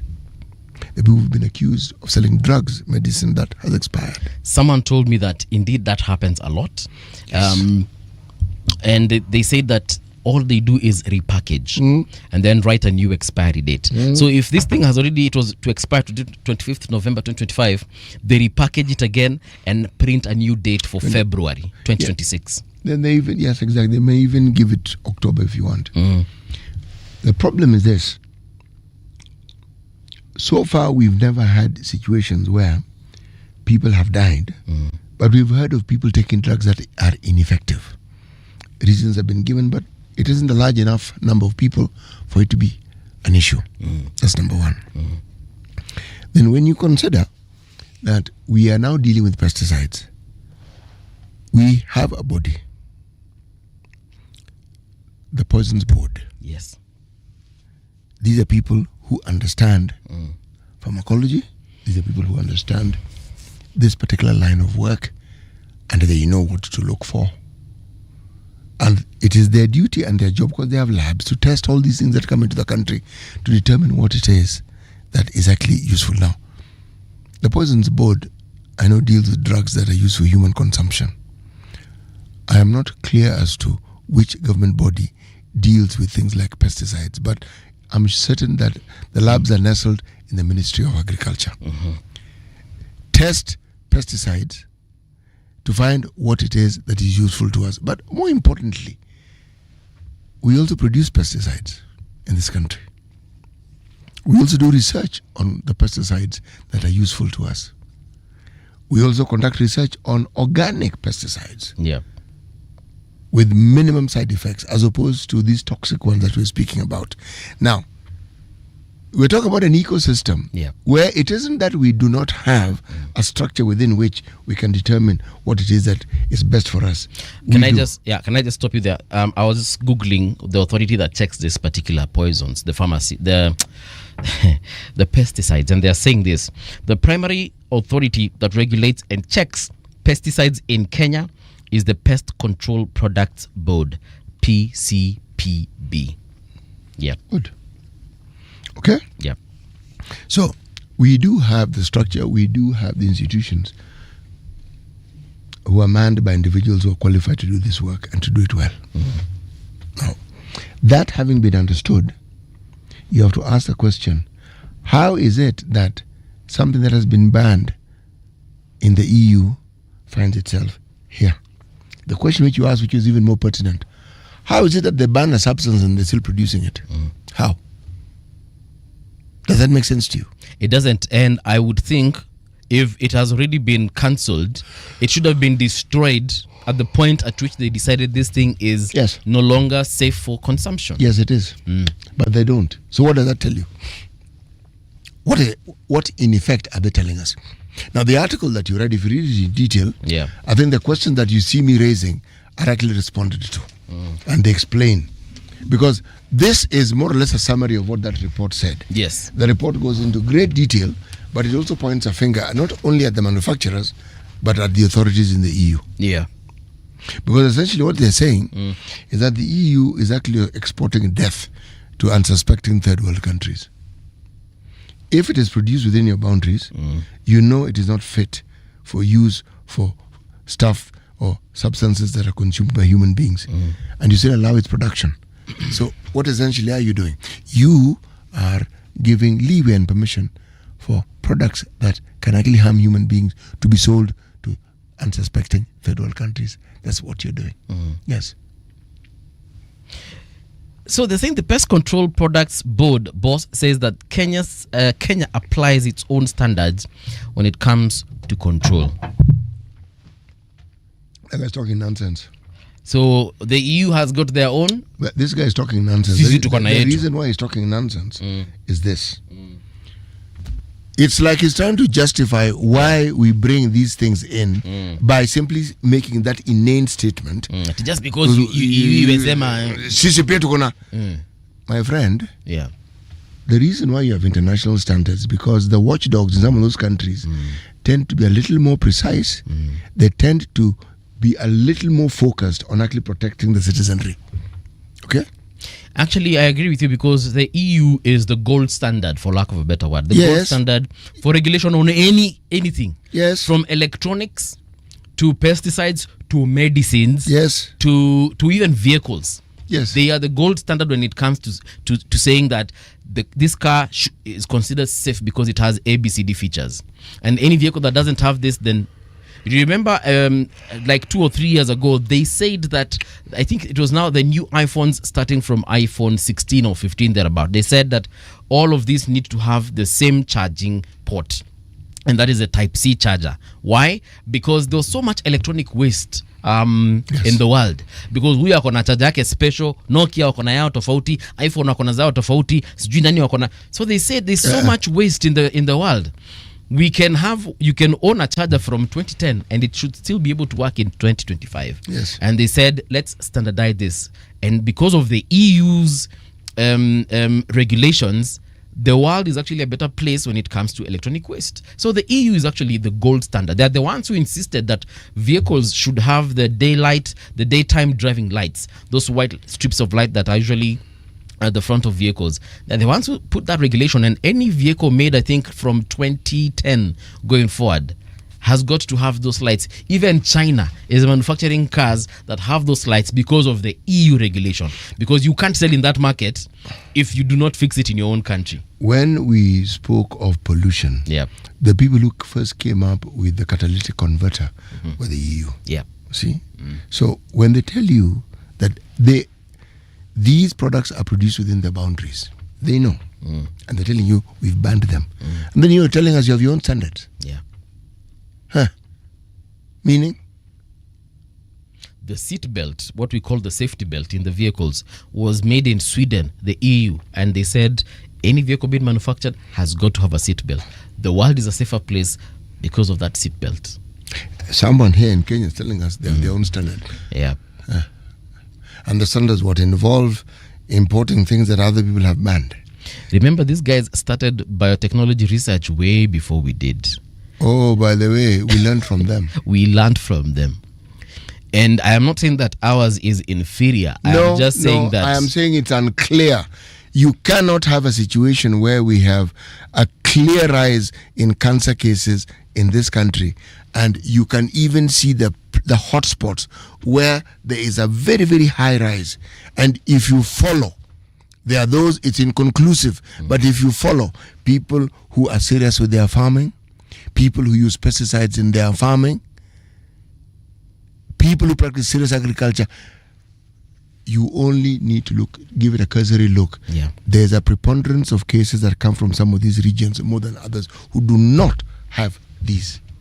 The gentleman we hosted here, the food anthropologist. Yes. I'm forgetting his name, but there's something he said that there are some pesticides that are sprayed on some of the grasses that we consume, the wheats and the hops and the barleys and so on. And he said it is used to super dry them so that they can be ready for the market before the rains start. And he said for folks who think they're eating whole grain meals, you know, the whole wheat, for example, in certain places where those particular chemicals are used, they have seen there's a correlation between the rise in terminal diseases such as cancer. Why? Because these chemicals directly... They're embedded in that particular food. So by the time it's even being produced, it's already in there. And it's an active ingredient. So when you look at the people who are eating whole grain meals and the ones who are eating the more refined ones, you find that these ones for the whole grain are actually becoming sicker. Why? Because of that particular chemical. So when you're presented with the data, surely, unaambiwa ndio hii. Unakataa lakini ndio hii. The EU has said they won't use this thing. Then sisi ndio akina nani tuitumie? You know, actually, they've banned it. They have actually banned it. When you read DDT, it shocked you, yeah? That thing is older than me, man. DDT, nakumbuka when I was in high school, when I was learning biology, I think, or agriculture. It is older than me. I found DDT. Yes, it was being mentioned. It was banned a long time ago.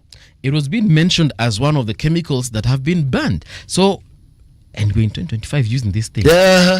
And we have our own standards. And I was in school in the 1990s. Surely.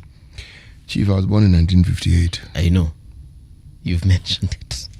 You and Bill Okeroba, they are age mates. Yes. The guest we hosted yesterday. Yes. But yeah, so this is a problem. No, it's not just a problem, my friend. What is the use of having a watchdog agency?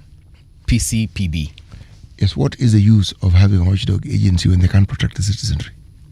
You remember, again, when we were talking to Mheshimiwa yesterday, Mheshimiwa Kero, he told us that in his committee, because he was in the finance committee, several times they wrote to EACC telling them about the discrepancies they found within certain members and certain officials, and the answers rather they got, and these answers came way later after they have asked, where bana zile majibu ziko wapi, wanaambiwa boss, we hatuwezani nayo. Why? Because this person is tied to so and so, and this person has got power and influence. So, and plus, I have my job to look after. Then I also have my job to look after. So, I don't know what you want me to do.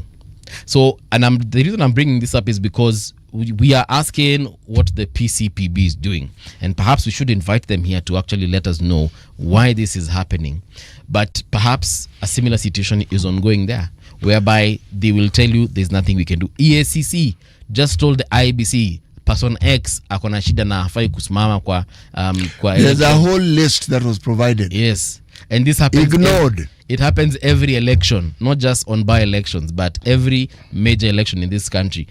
But then again, those people end up on the ballot and end up winning. Paul, forget ballot.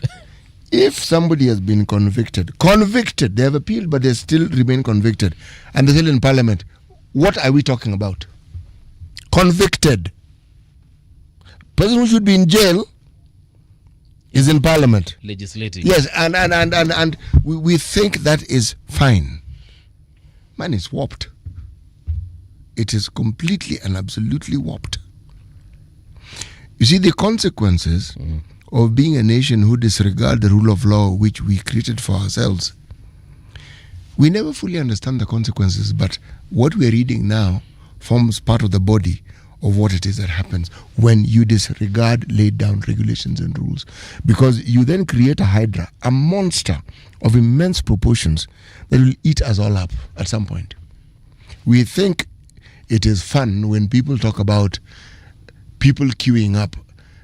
Let me tell you, there is nothing that saddens me, and there's nothing that gives me pain than when I see people lining up to be given 200 bob. That thing, I'm still trying to understand why it bothers me so much. Sweets hadn't come in.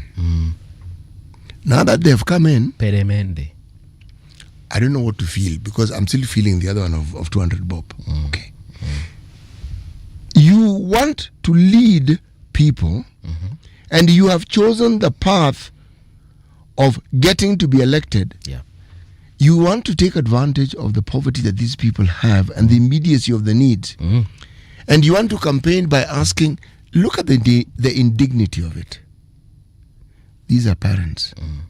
These are mothers. These are fathers. To line up so that they can get 200 bob. Instead of coming up with something that would guarantee that these people, instead of that 200 bob, get 2,000 shillings from what they do and how they do it. You prefer... Aye, man. And can you imagine the amount of money right now in this by-election that is actually being spent? You see, I haven't diverted from this discussion about the pesticides. No, it's part of the larger conversation. I am talking about the culture that we've developed and how it is killing us. Because that's the net result of all these things. Yeah. Everything goes. You can import what you like. Damn the citizenry. If people die, well, tough, people die. People get sick, well, tough, people get sick. Now, sickness that could have been avoided, it creates a very direct burden on the health system. You know, I went to an electronics shop just the other day, and I wanted to buy an extension for the socket. And so I asked the vendor, so mkona gani hapa hivi? I was looking for, a good stylish brand. And then he showed me what was on his shelves. And I saw this particular extension, which I have seen several times before. That thing blows up. It doesn't have a fuse. It is a serious health hazard, and it is just a hazard by itself. Like that thing, you can get shocked while using it. And that thing was in the shop. So I asked him. It's being sold. So I asked him, hii kitu naikumbuka kutoka kitambo, bado inauzanga? Akaniambia, nikamwambia kitu si imeshock watu wengi sana. Akasema unajua inauzanga pesa kidogo ndio maana watu wanaipenda. That thing doesn't have any KEBS certification. It doesn't have any quality control sticker on it. How did it end up here? And who produces it? So these are things that are obviously imported from, I'm assuming most of them are made in China. Yeah. So how it and it is brought in in these containers, loads and loads of containers, and those sockets go for as little as even 100, 150. Ukinegotiate vizuri, my friend, ukinunua nyingi at the same time, you can even get a discount of 80 bob. You understand? So when I look at, and that's not one shop selling. I'm sure in that area, very many of those electronics shops are selling. And that's just a socket. We have many other products of a similar nature. And these things are hazards. You can connect them in your house. You're there with your family and you can burn. Because all you need is one day just light it up and it sparks and that's it. We're having a very completely different conversation. Let's talk about the gas cylinders that we buy. Some of them are not safe. And these are things that we light up every single day with a matchstick. So basically what I'm trying to point out is that we just haven't gotten to a point as a country where we have people in authority who will protect us. Whether we are talking about the PCPB or the Pharmacy and Poisons Board, because we also know of medicines, and you've mentioned actually when we started this the show, that there are some medicines you buy and they're not effective. We're talking about insulin, for example. These are drugs that people need on a daily. All you need is just get the wrong medicine that doesn't work. Your sugar spikes and tomorrow we are burying you. That's how bad it is when someone is sleeping on their job or when someone decides their pockets are more important than the citizens. Mimi nakwambia, for example, I have relatives who are dependent on insulin. That is not something we joke around with. We do. You see, it's not even a laughing matter because we have to ensure that you get the right medicine at the right time. All others who are recovering from cancer, we do not joke around with the kinds of medicine that are prescribed by the doctors, because the moment they tell you take this, we literally follow to the letter and we ask for recommendations. Which pharmacy or chemist can we get this? Because we understand there are so many medicines around that are generic, others are ineffective, others overwork. And it boils down to just we need to have people who actually care about us.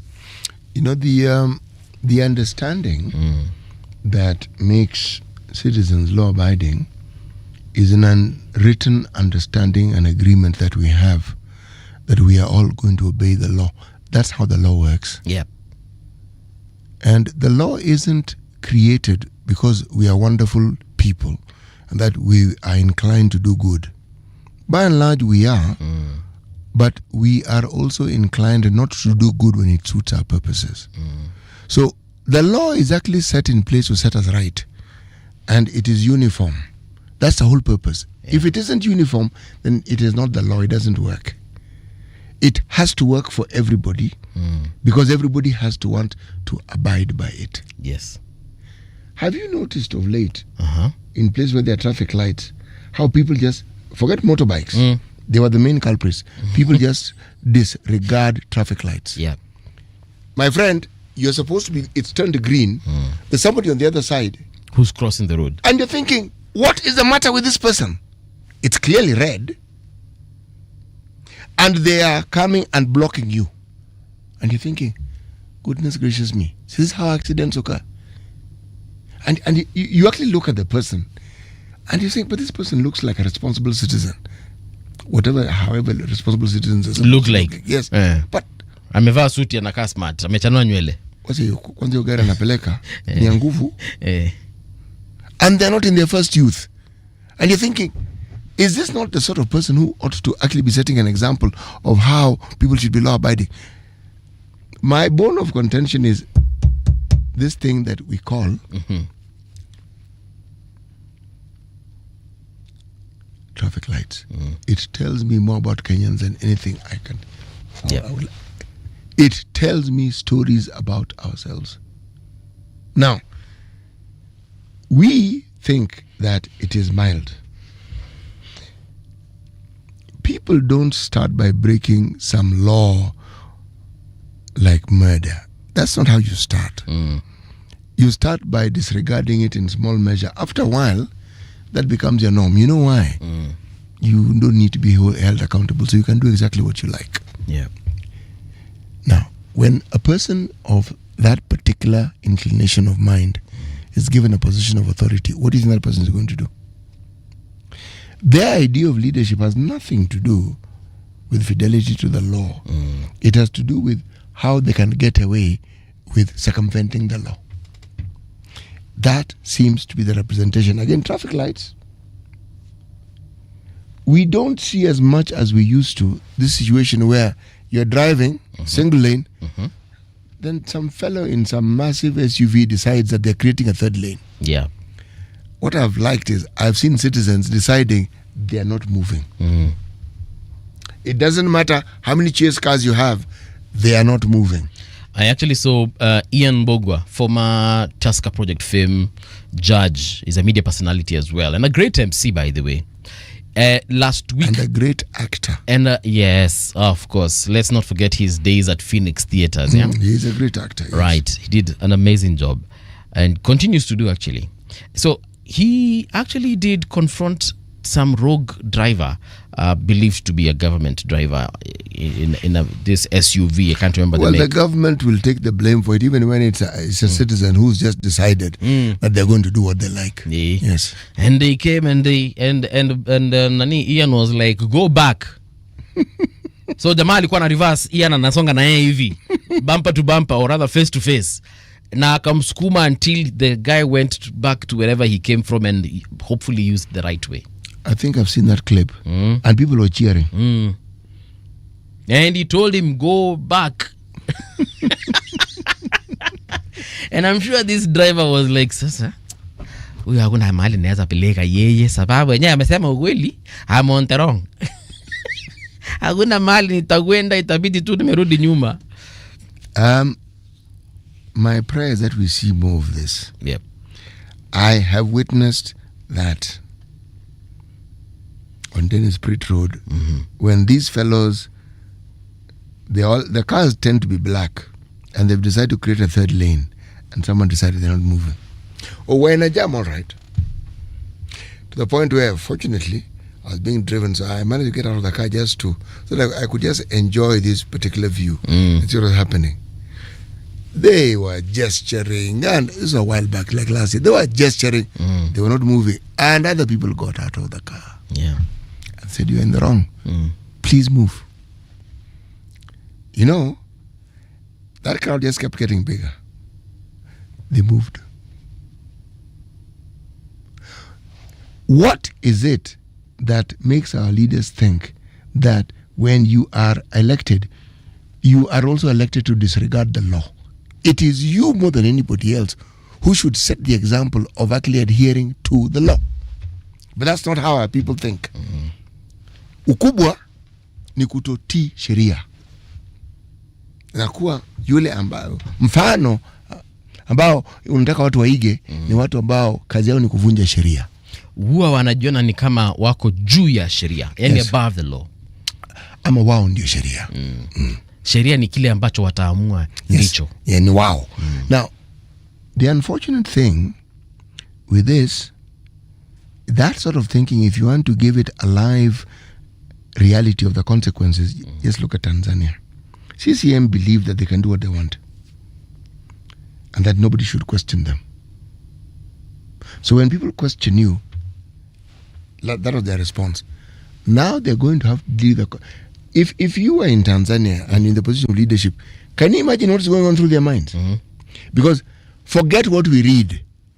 Do you know what it is they hear from the representatives of the nations that have ambassadors in that country? Because they're being told, excuse me, tell those people, tell them, because of this, that thing we had said we're giving them is not happening. We can't be seen to supporting this sort of government. Yeah. Sorry.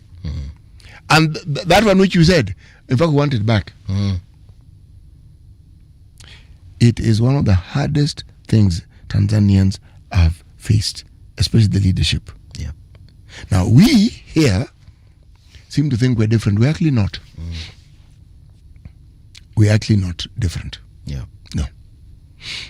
If we were different, then the problems that we keep discussing and talking about, there would be the conversation of how it's reducing with every passing day. That isn't the conversation. No, it isn't. The conversation that more and more jobs are being lost, more and more businesses are either downsizing or closing altogether, those aren't signs of good things for the citizenry. The signs that there are more and more groupings of young men who are going into crime. They're called gangs. Yeah. That is not good news. The news that people who live in certain parts of this particular city dare not go home after a certain point in time because it is unsafe. The yardstick for this, I use Ubers literally Every day. and I talk to them, and they will tell you when it gets to 6 o'clock, Yeah. the places I will not go. And you are, yes, they said, These are the other drivers. I will not go. So that's why we ask, where exactly do you want to go? I said, no, sorry, I'm not going. And that's why. Said we have cases of individuals who work in Uber, but within Uber they also have their own little groupings and circles. Of course, yeah. People who have been killed, their cars taken. There are people whose cars have been vandalized. Said, so we know the hotspots. We simply do not go. Yeah. And it's unfortunate also some passengers are the ones that will take you to these places because they've organized. So I put a pin for radio generation, but I know for a fact that akifika hapa wa dereva atapatana hapa na akina Brian Odora, umweke chini, tumchape, tumwibie, and perhaps hata tumue. That actually, the death I think usually is accidental. When you have a thief and a thug in training, they are not clear that actually the whole purpose of the enterprise is for you to steal, not to kill the person. So you hit them with more force than you intend and the person dies. So you know now, forget robbery with violence. It's murder that you're being charged for. So when you're found, my friend, and taken to court and there's evidence, your life is over. Yeah. We don't kill people, but you'll be jailed for life. Like the individuals who robbed a mobile phone, an iPhone 17 Pro Max from a delivery guy last week. Where? So there's this story. It's actually been trending in the news cycles. So there's this person who they called this phone shop and requested for a brand new iPhone. It's a phone worth about 225,000. Let me understand you. I can call a shop and tell them I want a certain phone. Delivered, yes. And you pay on delivery. So there are people who will bring that phone, and when they bring it, that's when you pay. That's when you pay them. I've actually done that several times. That's how I bought my last several phones. So you call, and then you ask them, deliver to this place. So this person was supposed to deliver this phone at a residential area. And then he rode his motorbike there. He was sent by the shop, was told, take this phone, take it to this customer, ako this estate, house number so-and-so, peleka. And because this is his usual thing, he does this on a daily. He's a delivery guy. Got onto his boda, rode to the residence, got to the house, and that was the end of his life. What? Yes. So the people in that house, they had rented it. It was an Airbnb. He got in there. We don't know exactly what transpired, but the owner of the Airbnb found that person hidden under the bed, and he was bludgeoned to death, and the phone was missing. So they assumed that this is a ring of folks who just call these phone shops, get these phones, and either beat up the people, because he was tied up. And I think perhaps something of that nature happened where he was beaten with excessive force than intended, and he ended up dying. Anyway, the matter is still under investigation. The people that committed the crime are still at large. Or they'll be found. They will be found because there's CCTV footage. You can clearly see them. No, they'll be found. Yeah. There's a CCTV footage of them exiting and getting into the building, and of this person getting into that house. And the owner of the Airbnb anyway has also given a statement. So I was bringing this up because of what you said. There are some people who will take you to a location specifically because they want to rob you. You know what is strange is that crime is considered a business enterprise by some people. When the number of people who engage in that sort of enterprise increases, this is how people slip into a state of lawlessness. Because it now becomes completely unsafe to do very many things. It becomes unsafe to even exist. Because it's like there are people who are looking to rob you, to harm you. Remember I told you about this gang that used to operate in a place called Kisauni in Mombasa? Credit needs to be given to the officer who commands the police service in that region, because one doesn't hear those stories anymore. There used to be these coat hangers that were made of aluminium. They would straighten those coat hangers and then sharpen them. When they meet you, the first thing they do is they stab you between the rib cage. That more or less paralyzes you. They either puncture your lung, but they'll get a major organ. And even if they didn't, the pain will debilitate you. And then they rob you. And they're not few. It's a gang. It's a gang. Now, the history of gangs in this country has been there for the longest time. In the 60s, in the 70s, there were gangs all over the big towns. There were gangs. You found, and many of them were associated with the politicians. In the western part of the country, there was a gang that called itself Angola Msumbiji. Yes. In the Kisumu area, there's a gang called Baghdad Boys. In Mombasa, there's a gang called Congo by Force. Congo by Force were in the Kongowea area. Majengo had their own gang. They were imitating, foolishly, the gang culture that they read in America. In the 70s and 80s, it seemed a very good thing, first of all, to have an afro, and then to try and affect a black American accent. And that was part of it. But when cultures of that sort take root in a society, in a community, what you will find is that there are very many young people who actually do not have meaningful engagement in terms of employment. So there's a politician who can bring them together, and before you know it, that is the person who they actually listen to. Oh, Nairobi had so many gangs. Kaloleni had a gang. The area around Woodley had a gang. The area around Kariako had a gang. There were so many gangs. Yeah. And if you are associated with a gang, you are to be feared. I remember there's one in the Nairobi area. I can't remember from which area specifically. Was it Kibra, Kawangware, Madhare? I don't know. 42 brothers. Yes. Oh, you remember that one? Yeah. 42 brothers. I don't know if there were 42 brothers in real life, or they were just 42 people, or they just used the name 42 to make them sound big, huge, those are social and dangerous. Those are social indicators. Yeah.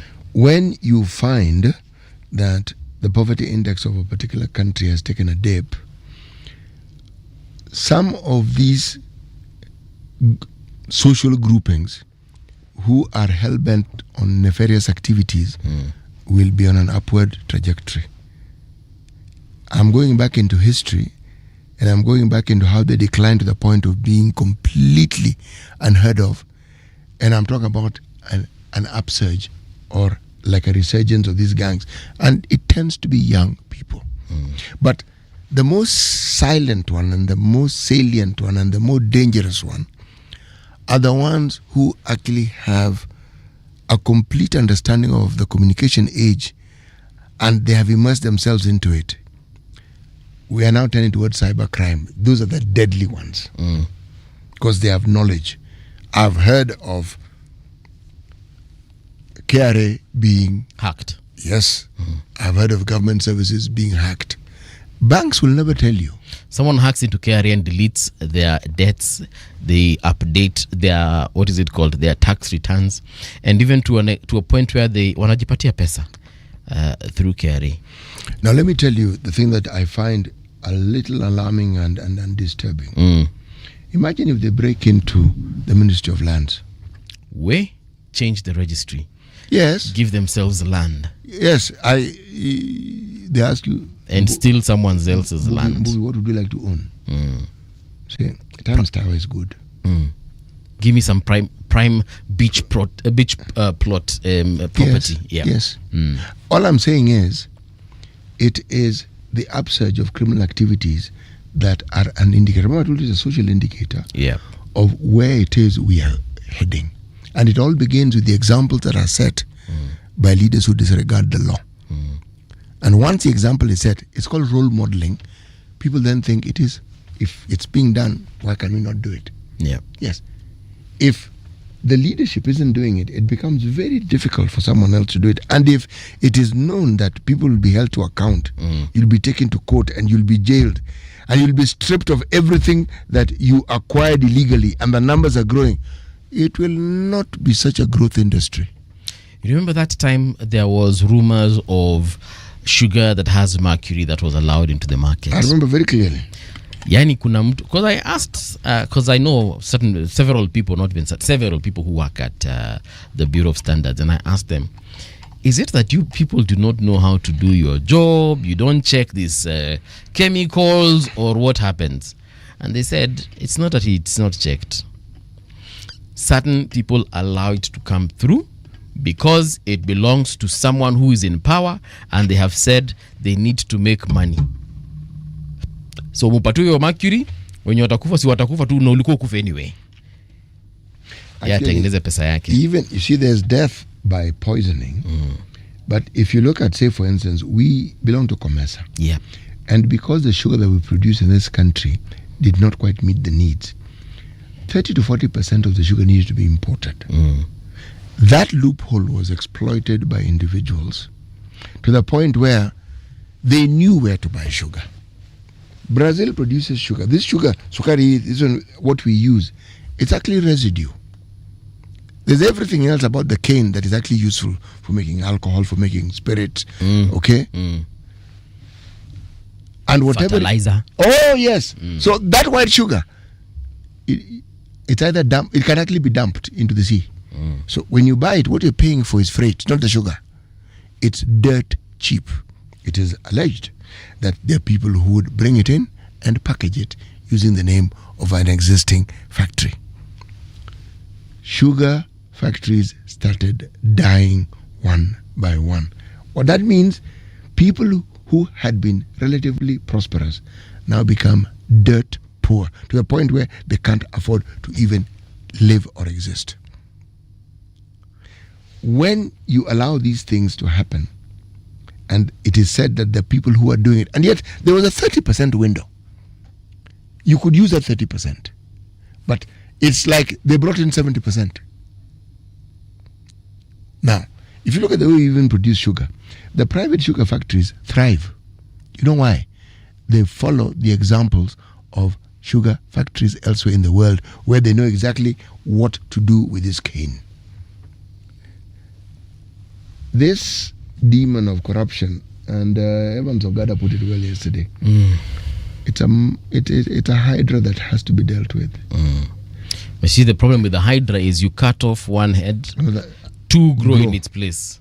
Yeah, but this one, it's because of the impunity. You see, corruption is simply the manifestation of the impunity that we have. That's all it is. It's not anything more. People know they can get away with it, and that is precisely what they do. Itabidi tumetafuta PCPB. No, we are going to look for the individuals who are in charge of that. And we'll call them so that they can explain to us what was meant by whoever it is who's quoted there and how it is they go about this business. Because clearly, these dangerous pesticides are in the country. So it's not as though we're talking about something that is on its way to the country.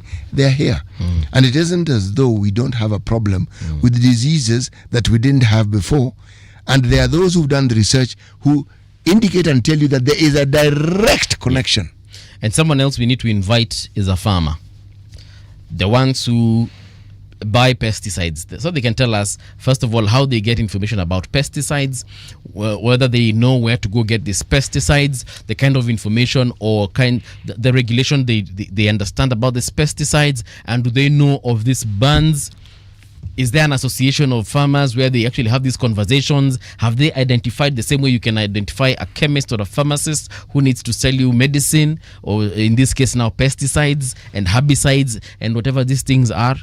So we can understand where exactly the disconnect is. Because I'm sure the PCB will come and tell us, hey, as we know what we're doing, we've ensured these things do not get into the country. And we also want the farmer to tell us, but I go to this place and this is what I get. The alternatives are either expensive or non-existent. Because we also know that a lot of things also come in through our borders, because our borders are very porous. So unaweza pata PCPB wamesema, let's not let in this DDT, for example, and it is banned. But there's someone in the Ugandan border who probably brings it, repackages it into something different and sells it under a different name, and the farmer is none the wiser. Let me tell you, there are people within this country, within the farming community, who have done their own research and they have their own labs. Yeah. And my friend, all this nonsense we keep hearing of, it's something that can be solved within this country, within the boundaries of our country. Yeah. And believe me, the success story is not something that you're going to be dreaming about. Yeah. It's a simple reality. But it doesn't make some people money. So unfortunately,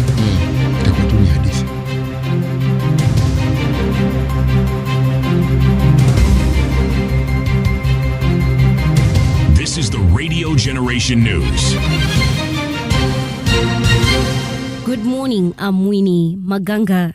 The government has intensified security ahead of Mbeere North by-election to prevent any attempts to disrupt Thursday polls.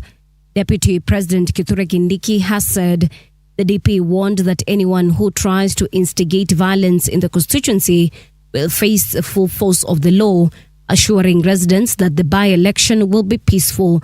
Speaking on Monday during the final day of campaigns, where he led the vote hunt for UDA candidate Leonard Wamuthende at Karerema and Gitumbore grounds, Kindiki said the government will ensure the safety of all voters. I dare you, kwa sababu mmekuja hapa na mnafikiri mtaleta fujo, ndio wananchi waogope kwenda kwa kupiga kura haki yao. Mujaribu Thursday, kabla ya saa 12 tutakuwa tumemalizana na nyinyi, kwa sababu mnapimana nguvu na serikali ya Kenya. Ama namna gani jameni? Si serikali ni ya kulinda wananchi? Si ya kulinda wananchi dhidi ya wakora? Hawa wakora wajaribu. Thursday tuko chonjo, tuko macho. The Independent Election Boundaries Commission has rejected claims of planned irregularities ahead of the Magarini constituency by-election. The commission says it is committed to delivering a transparent and credible vote when residents go to the polls on November 27th, 2025. This assurance follows accusations from Democracy for the Citizens Party leader Rigathi Gachagua, who alleged that IBC Vice Chairperson Fahima Arafat had interfered with the poll preparations. 7 suspects have been detained for 7 days to allow police to investigate the suspected murder of a 23-year-old Daystar University student in Ngara. The suspects were arrested on Sunday, November 23rd, after the body of a fourth-year student, Lona Gadhambi, was found at an apartment with head injuries. According to police, a security guard reported that the group had been partying on the 12th floor earlier that night and had been cautioned over noise. At about 4 a.m. in the morning, 4 of them briefly left and later returned. Moments later, a loud noise was heard and the guard found the victim at the bottom of the building. Your Honor, they lead us to another room where we went and found the other respondents, and Your Honor, the investigation began, Your Honor. Focusing on that, Your Honor, since it is an incident which occurred and due to the 24 hours, Your Honor, and this is the life of a person that has gone, Your Honor, I'm humbly seeking for the custodian orders so that we can detain the 7, whereby, Your Honor, we'll be able to cover some areas. Busia Senator Okiya Omtata has filed a petition in court challenging the legality of the Independent Electoral Boundaries Commission's National Tallying Center. He claims the commission has been acting unconstitutionally by granting the center powers to verify, alter or retally presidential results. Omtata argues that the constitution does not provide for such a role at the national level. He says Article 86 and 138 set out a clear and final process where presidential votes are counted, tallied, and declared at the constituency. The United Nations warned Monday that human rights work globally is fighting for its survival as funding wars and rollbacks of accountability laws limit the ability to address widespread abuses. UN Rights Chief Volker Turk said his office, which is among a slew of international organizations hit by a global funding crisis, was on its knees. The UN as a whole is considering reforms, including a 15% cut across its 2026 budget. And that's the truth on Radio Generation. Good morning. I'm Winnie Maganga.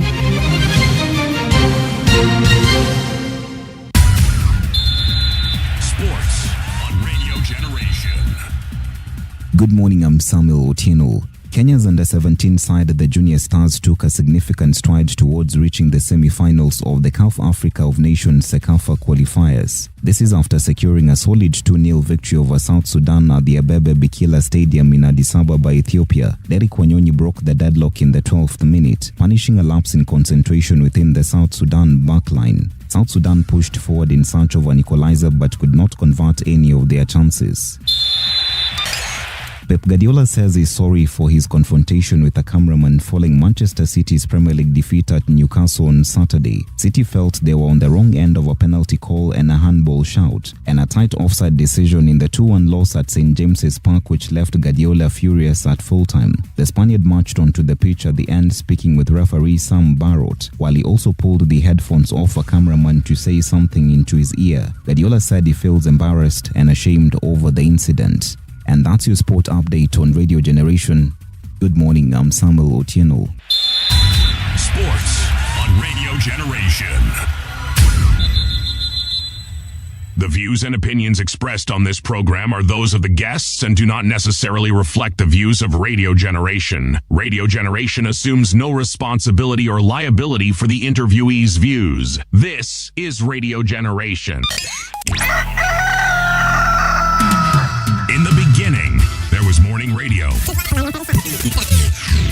But now there is Radio Generation's The People's Breakfast, curious and bold, getting facts from the shadows. That's what it is. Now, as the city wakes and secrets stir, a bright new voice shines.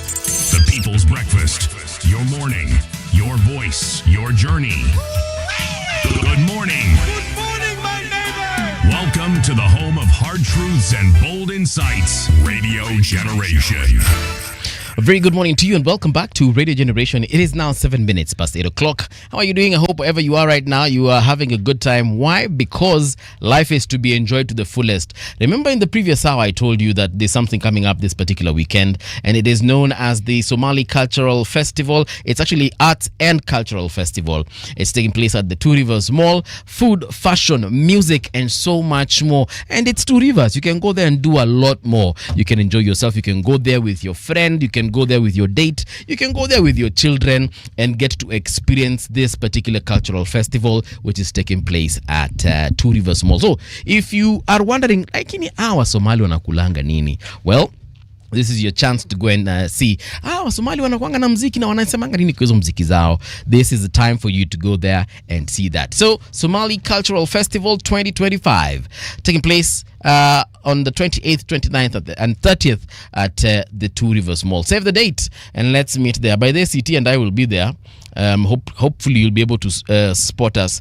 Salamu zimfikie Life with Tamara Blessing. Anasema, I shudder to think what will happen in 2027 when politicians mobilize gangs to support their campaigns, and these gangs are never brought to book, which then feeds into impunity. Utadu? Good question. Wanjala is asking, you see, at the time, the politicians will see it as creating job opportunities for the jobless, I'm making quotes. Then after that, how will we deal with that? How do you contain the gangs? On goal, I would say, yes, you create gangs and then you do not know what to do with them.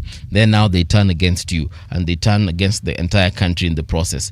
Anyway, in this hour, we want to talk about education, and we are with an educator in the studio. We want to focus on our education sector, our education systems, the curriculum, and so on and so forth. But most importantly, we shall also be talking about the Gen Zs and how they got to where they are right now, how they became who they are. If indeed we can answer that question, it shall definitely be answered on the People's Breakfast. We are with the head of Girls Senior School, Kitengela International School, Anne Mushoki. Anne, welcome to Radio Generation. Thank you. Yeah. We were just talking off camera here, just talking about the way the life of the generation right now isn't necessarily the same as it was back in the day. And basically we were talking about Gen Zs. Yes. And how they have become who they are. There's someone who said at the beginning of Maandamano last year that perhaps the reason why we saw the kind of uprising we saw is because of free primary education that was introduced by President Kibaki. So we have all these enlightened individuals, and now the world doesn't know what to do with them. Specifically in Kenya, the country doesn't know what to do with them. I don't know what you think about that. Education is important, number one. Clearly, I teach Gen Z and have been doing so for around 15 years plus. So I'm not an expert, plus I'm raising a number of Gen Z in my own home. Right. They're different. I think this is a generation that's going to change the world. Clearly, Nepal, it's happening around the world. There's a Gen Z, Bangladesh, Tanzania. Upper Tanzania, we started it, and like they said, tulipatiana syllabus, alafu wakatushinda, right? But they're an interesting generation. They're not... First, they do not even understand rank. I'm a principal. Yeah. We used to be called Miss Moshoki. Yeah. And they almost salute, right? In our time. Now I'm called Princey. To your face? To my face. Sasa Princey, can I sit on your carpet because I'm stressed? Yeah. They do not understand rank. That's the one thing we need to understand about them. They do not understand wealth the way we do. They are for social capital and social wealth. A Gen Z has no problem living in a one-bedroom house no matter how much they make. So we don't understand them for that reason. Right? And they are into changing the world. I see it's with Greta Thunberg. That's her name, I don't know. Greta, the one who's currently fighting with Israel. Okay. And she set the pace. We need to understand something about Gen Z. They are living in a time where it's very real that the world might end when they are alive. We have ruined the environment. Society is not working. Democracy clearly doesn't seem to be working. We are moving into a more socialist state. And how did this happen? Education. I mean, our Gen Z were teaching us the Constitution. I'm a teacher of history. Yes. But I was taught the Gen Constitution. Z. The financial bill, they even broke it down into ethnic languages. We've never seen that before. We have a very politically conscious generation. And when a politically conscious generation looks at the inequalities, what do? They revolt against them. Kibaki did this country a great favor, which is, and the gains are being lost every day. We can see what's happening with the universities. Okay. Our public schools are, oh my God, they are a mess. They are overloaded. Teachers are frustrated. Yeah. We have one of the highest graduates per capita. I mean, we are doing education for the rest of the world through online reading. That in itself is an indictment of 844. You're all 844. We did well with it, honestly. Yeah. We did well with it. Is it changing? Yes. Is it changing for the better? I don't know. Huyu anasema alifanya a different system. Sorry, Mokoro. Maximum respect. We acknowledge our ancestors also. He did 2 systems for 4KCP. You know, to be an ancestor, need to be dead. Yes. Oh. You're a living legend. Yes. Almost a mythical creature, honestly.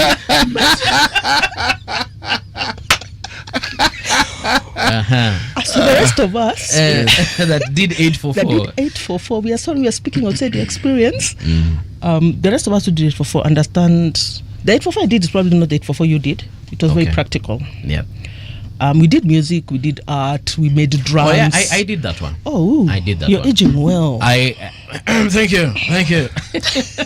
But yes, I think it was like a few years after I did my my exams, and then nikasikia sijui music inatolewa, art and craft pia inatolewa. But I actually did that, music, home science, where we knit the scarves and sweaters. Yes. So we changed it, eroded it over time to become a very theoretical thing, which was a bad thing. Yeah. So CBC is trying to bring that back. The idea of CBC is a very good idea. The implementation of CBC is wanting. Yeah. So what you're saying is the system of CBC is okay, it's good. Yes. But the implementation process is the one that is a bit wanting. We are being diplomatic when you say a bit. Oh, it's completely wanting. It is chaotic. Okay. Junior secondary was supposed to be secondary, which means the syllabus was centered around secondary teaching. Yeah. But because of politics and implementation problems, that you say politics. It is politics, because when you politicize yes, something, a process, yes, that is exactly what happens. Yes, it is clear. It's junior, secondary. Then you're arguing about whether it should be nestled in the primary school. I mean, what sort of argument is that? Yeah. So that's a problem, because, for example, the maths, I'm a mathematical not genius. Yeah. My maths is mathogodhanio. So when I saw the syllabus for grades 8 and 9, I was like, where? In fact, that's all he said, where?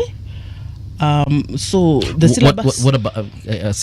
Sorry for cutting you, but what about that particular syllabus that put you back?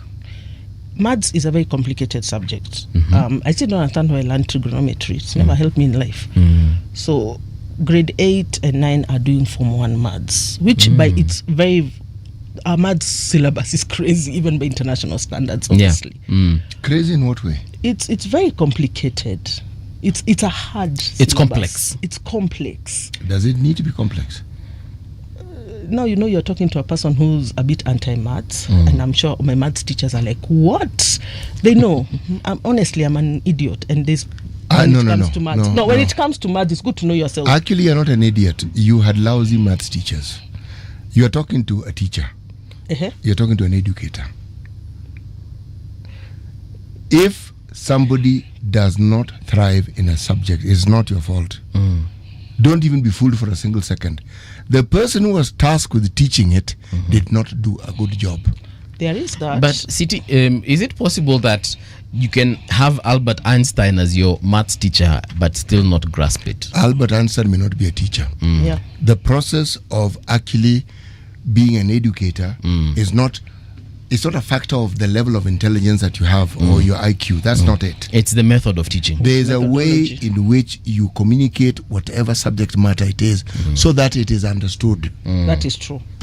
I did have teachers who it was not their calling. Yeah. And I did spend a lot of Form 2 outside of class because we live next to a road and there were boys passing by. That being said, I'm not very good at mathematics. I'm a social scientist. Okay. I'm good at languages and social sciences. Right.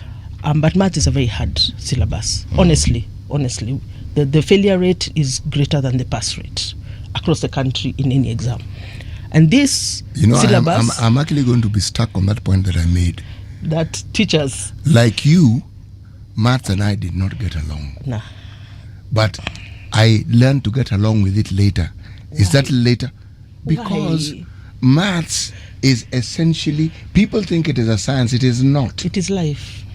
Yes, and it is primarily logic. Yes. Now, for you to understand logic, somebody who understands it as and internalizes, when they teach it to you, it's almost rhythmic. But when you have somebody who's pedantic teaching you, you'll switch off, and that will be the end of you and maths. And then what follows? Physics will follow, and all the other subjects, which in reality are really interesting subjects. But I agree. If they are taught badly, or for some reason as a student you don't like the teacher, you are not going to learn anything. Part of how students learn has to do with how they relate to their teachers. Yes. Okay. See, now two teachers are talking here. Yeah. Yes. That's why I'm quiet. Yes. Yeah. So when you have a situation where you find that there is this failure and it's mass, Haki, that one. you have to go to the college where people are taught, and you have to ask, how are these people taught to teach maths?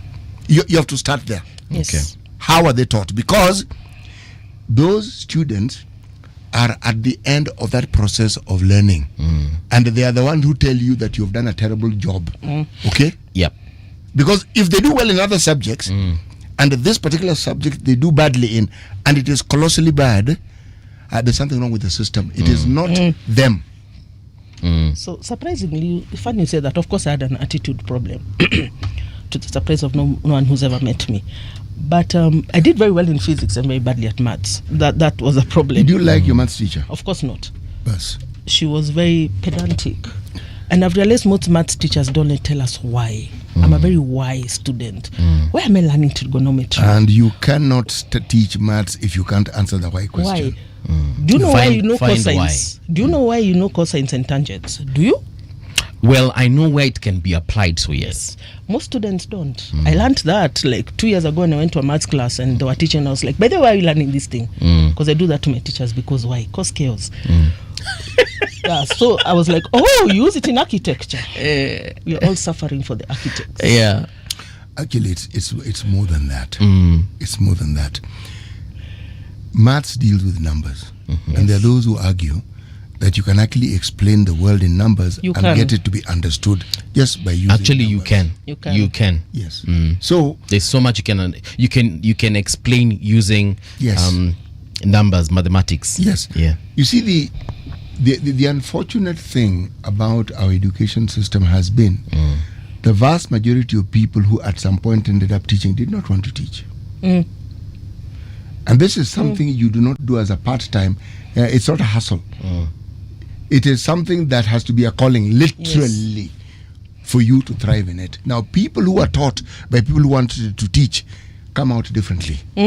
Those who are taught by people who had this is what they were given, and they really did not want to do it, you will see the results. For sure. Strange you should say that. I didn't want to be a teacher. I did not. How did you end up being a teacher then?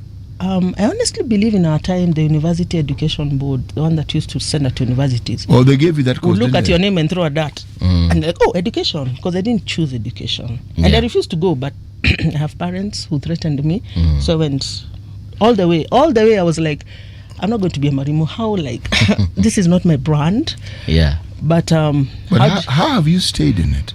I went for teaching practice. Funny story. My life is a funny story. No. This teaching practice story we'd like to hear. Oh, okay. So I was sent to a school. I've not said the school. That was in itself had a lot of problems. It was a day school. It was a lot. It was in Nairobi. I taught silly boys. I need to say that. But it was equivalent. No, it was a boys' school. Oh, bas. For the most part, I've taught in boys' schools. That is my lot in life. I even have 4 boys. So. So I went to the first school. You know, that first day you're wearing your mother's borrowed clothes because you were in. So in that suit, that's what. Well, the clothes you have, you can't go and teach. No. Booty shorts do not work for teaching. Yes. So I was like, why am I here? Cussing my mother out because she's forced me to go to school. And then the kids tried to go on strike. First assembly. I was like, yo, this is not boring. this is an interesting place to be in. Teaching is not boring. Cops were called, by the way. Kids were taken away. That's on Monday. On Friday, I'm leaving work. I'm like, I'd meet a student with a panga. I'm like, why are you going? Hey, he made my day. Okay, I was less mature then. Okay, I'm going to be the head of school. I'm like, this is not boring. Yeah. It's not as boring as I thought it was. Then, of course, we bonded with the kids. I'm a good teacher of history. I love history. Okay. So I bonded with the kids, and even in a school that was clearly had very big disciplinary issues, me and the kids bonded. To this day, some of them still talk to me. That's over 20 years. Yeah. And I was like, I could do this. I could pass on the love of my academic life to children. Right. So they got it right with me, because this is not what I do. This is who I am. I'm a teacher, and I'll die a teacher. I want us to focus on that CBC conversation because, like you said, even the 844 that we did is a bit different from what others did by the time it was being phased out. So CBC currently is also what you're teaching at Kitengela International. Not yet. We are about to go into senior school at Kitengela International Senior, and we are doing the 3 pathways. Okay. So this is one of the biggest issues. The 3rd pathway is for the artisans and the creatives. Tell us about all the pathways, if you don't mind. So just we have STEM, briefly, which is a science pathway, which goes into 3. We have pure, which is what we know, biology, chemistry. We have applied. Some of them are aviation, home science. Then we have technical, right? And then we have the humanities, what you call the social sciences pathway. This is the languages and the historians and the geographers. And then we have theatre and arts, the last one, the sports and arts pathway, which is, for the first time, we are dealing with the creatives. So my biggest issue is how many of us are going to be able to do the creative pathway. When you mean us, who's us? The country, especially public school, because that was the thing that was shaved off over time. A lot of schools used to have music, they used to have art. It's a very expensive pathway. That is the truth. You have to have theatre, painting, the paints, the canvases. It's an expensive pathway. So a lot of public schools may not be able, and you're allowed to pick only 2. You don't have to take 3. So a lot are going to do STEM and science, which is okay. We do need the scientists to tell us how to live, the social sciences to fight for us, but we need the creatives to actually live. COVID, the scientists got us through it, alive. The creatives got us through it mentally. Made it bearable. Yeah, made it bearable. The music, the art that came out during that time. And we have really neglected this part.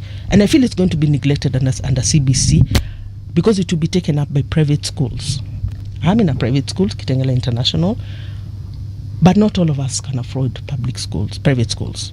Isn't that true? So there has been a continuous shaving of schools that were great schools, Alliance, Tarehe, simply because of the space we are in politics-wise.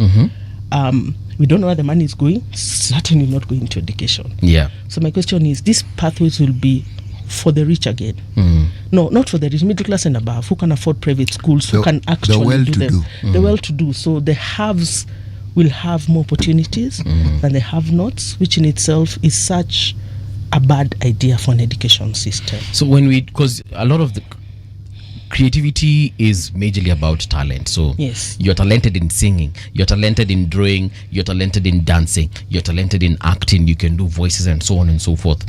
Are you saying that if I were in a public school today, chances are I will not nurture that talent to its full potential because this public school might not be well equipped, whether it's with teachers or equipment, to ensure that I am able to achieve that nurturing? No, that's as simple as it's no. No, you will not be. You will not be. Off the top of my head, I cannot think of 10 schools that offer this pathway right now in the country as a public school. Do you know what is strange? In the time I was a student, these things were available. In fact, more. Not only did they have these so-called pathways we're talking about, but there was also a technical component in the schools. In Form 1 and 2, you would learn a technical subject, an electrical subject. As I told you, I have an urn for putting sugar, which I made in Form 2. It still lives in my mother's house. Okay? First of all, we're in Form 2. See, I'm making it so that you understand the times we're speaking of. There's a regression that we've experienced as a country. When you look at our budget, it represents progress and seeking to meet the needs of the education sector. But that money doesn't go to the education sector, as you put it, because 700 million shillings is a lot of money. And these things that we're discussing should actually, with that sort of money, you can actually provide these things very easily. And then it's our problem is so manifold. There's an article I once wrote, and I was like, it's like we regiment children from the beginning, which in itself is the antithesis of creativity. We put them in uniform, same hairstyle, same class. Basically, we move them from block to block in a regimented military way where thought is not encouraged. You tell them how to write compositions, but in a certain way. Have you watched music festivals? I was a big participant of music festivals. There's a certain way you have to say the poem. There's even creativity we make it very linear and then somehow expect. So we make. These children are like box. We are producing children in a factory. Same children, same uniform, same hair. I don't know what is our problem with hair. That's another conversation. In classes that are boxes, we put children in boxes, creativity in boxes, and then somehow celebrate the creatives that break out of these boxes. But remember, mwalimu, we are learning to celebrate creativity in the arts now. Yes. Before, it was considered the enemy of progress. True. You studied music as a subject, but to be a musician, you might as well be an outlaw. Yes. Your parent, your grandparents will be like, they won't even dare tell people what you do. Until your child is a what? A musician. Why? That alarm bell start ringing. Yes. That was the attitude we had towards music. That evolutionary process is not complete yet. You know, the interesting thing is, Gen Zs right now who are making it, who've got what we call money. Majority of those Gen Zs are musicians, they are dancers, they are producers, they are actors and actresses. Like, those are the people who, in that generation, do you know why they make money? It's not dissimilar to the West where people make money. Yeah. There's a large enough population of people who share their thinking and will consume that product and are willing to pay for it. That's why they make money. Yeah. In my generation, you'll die poor. But isn't it the human condition, however, to appreciate arts? I think we didn't make it because even the infrastructure was not there. You know, we didn't have studios. It wasn't encouraged, by the way. No, we didn't have theaters. We didn't have studios. It wasn't encouraged. And of course, we were colonized by USA media. So that was the standard. Right now, I see parents wanting to buy their kids cameras because they're like, if that is what is going to make you money, by all means, do it. Yeah, so so that is my biggest issue. I have very many issues with CBC and the government, I'll be very honest.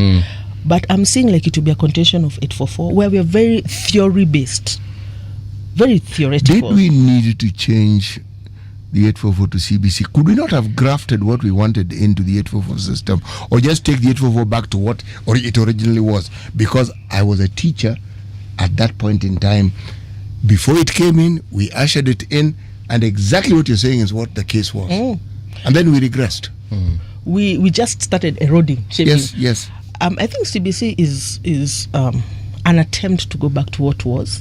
Because I remember primary school, all cows eat grass. I know how to draw the G clef. My children have no idea. Most of us can mend our own clothes. Why? Because we're forced to make those petticoats and shirts. Oh yeah. My children do not know how to, I have been trying in vain to teach them how to just mend. So we're taught life skills as opposed to theory. We became very highbrow. When in reality now we are moving into a world where the hands, skills are what are going to get you through. Most of us are going to be replaced by AI in the next 10 years or so. Your jobs, my jobs. I mean, have you seen the music AI is making? Brilliant songs. You know the song I'm talking about, the Cisco song. Yes, we're going to be replaced. So right now I'm really encouraging my own children. Can you, go into plumbing? Honestly, because that is where now the money is going to be. The artisans that we look down upon are the ones that are going to be the rich ones in future. But it's already happening in the West. Yes. Because if you are looking for an artisan, they'll charge you an arm and a leg. They cost. Yes. And they charge by the hour. Yeah. So the 844, there are those who criticize the 844 and said it muddied the waters compared to the system that was there before it, which was 7 and then 4, then 2, and then university 3. That's a system I learnt in. But our system, unless you're in a school that had many of these facilities, and many did, government schools were the schools to go to in that time. Not private schools. Alliance. Believe me, every province had a provincial school. Okay? It had a district school. They were good schools. Very good schools. However, the government seemed to have stopped building schools. Yes, so not only have they stopped building schools, it stops expanding the ones that are there. Yes. So we have classes to the size of 60. I'm a teacher. 60 is not a manageable class by any man, even estimation. 40 is a strain, man. I mean, I'm a mother of 5 and I want to farm them out on occasion. So imagine a play school, children who are 4-5 years and they are 60 in a class. That is literal hardship. Like these people are working in a hardship, like they're in a war zone. No, very, very little learning takes place. Yes. Because at that age, when they're that young, the individual attention that a teacher should give is very necessary. Yes. I want to understand, there's something you were saying about the kind of curriculum that you offer at Kitengela. And the reason I'm interested is because Kitengela International, meaning that you have an international curriculum. Yes. How is that curriculum compared to what others are teaching? So let me just explain so people can understand. At Kitengela, we are doing the IGCSE system, the 844, because we're still in it, especially me and the CBE. So we are a group of 6 schools, coming up 7, because we are starting a senior boys school finally. The IGCSE system is, I think its powers is in the choices. Like, you don't have to take maths if you don't have to.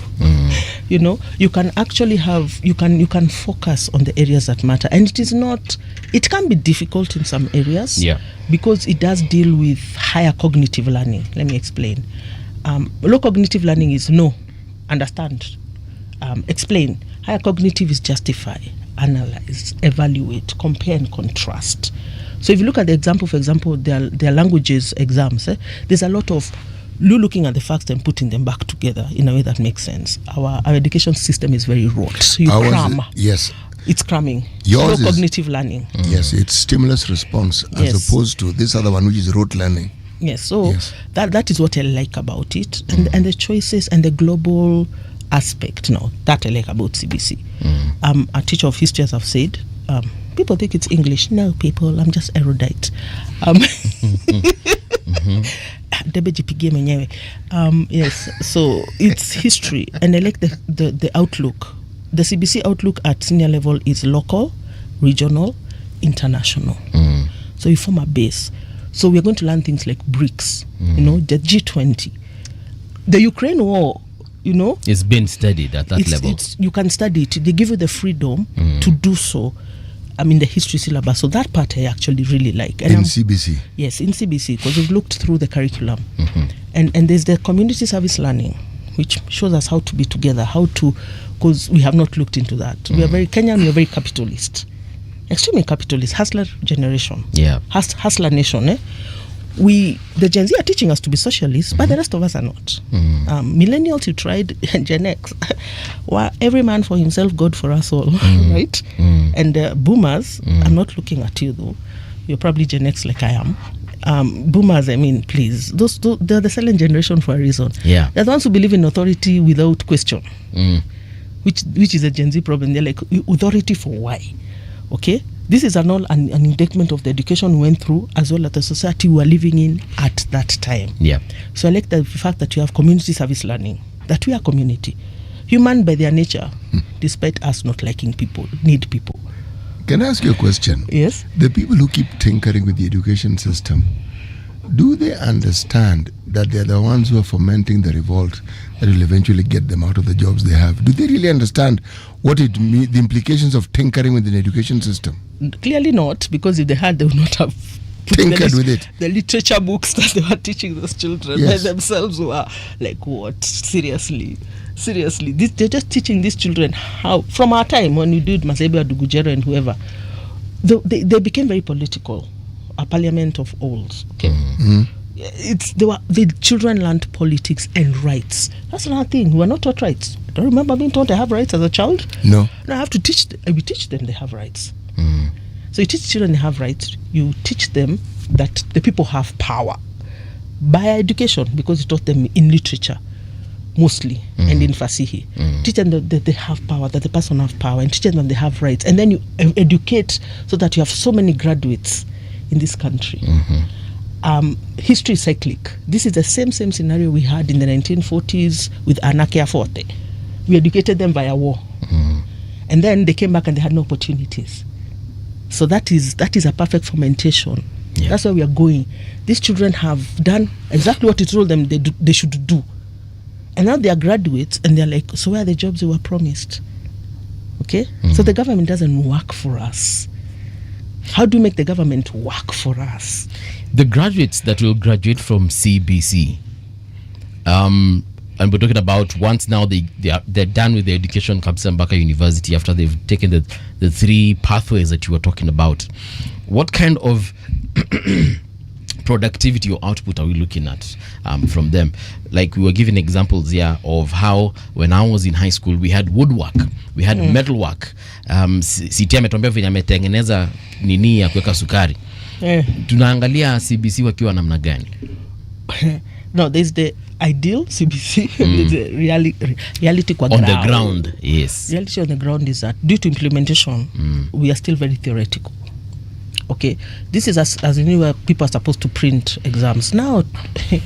That's fine in Nairobi and it's metropolitan, but when you Turkana, they say Turkana, Samburu.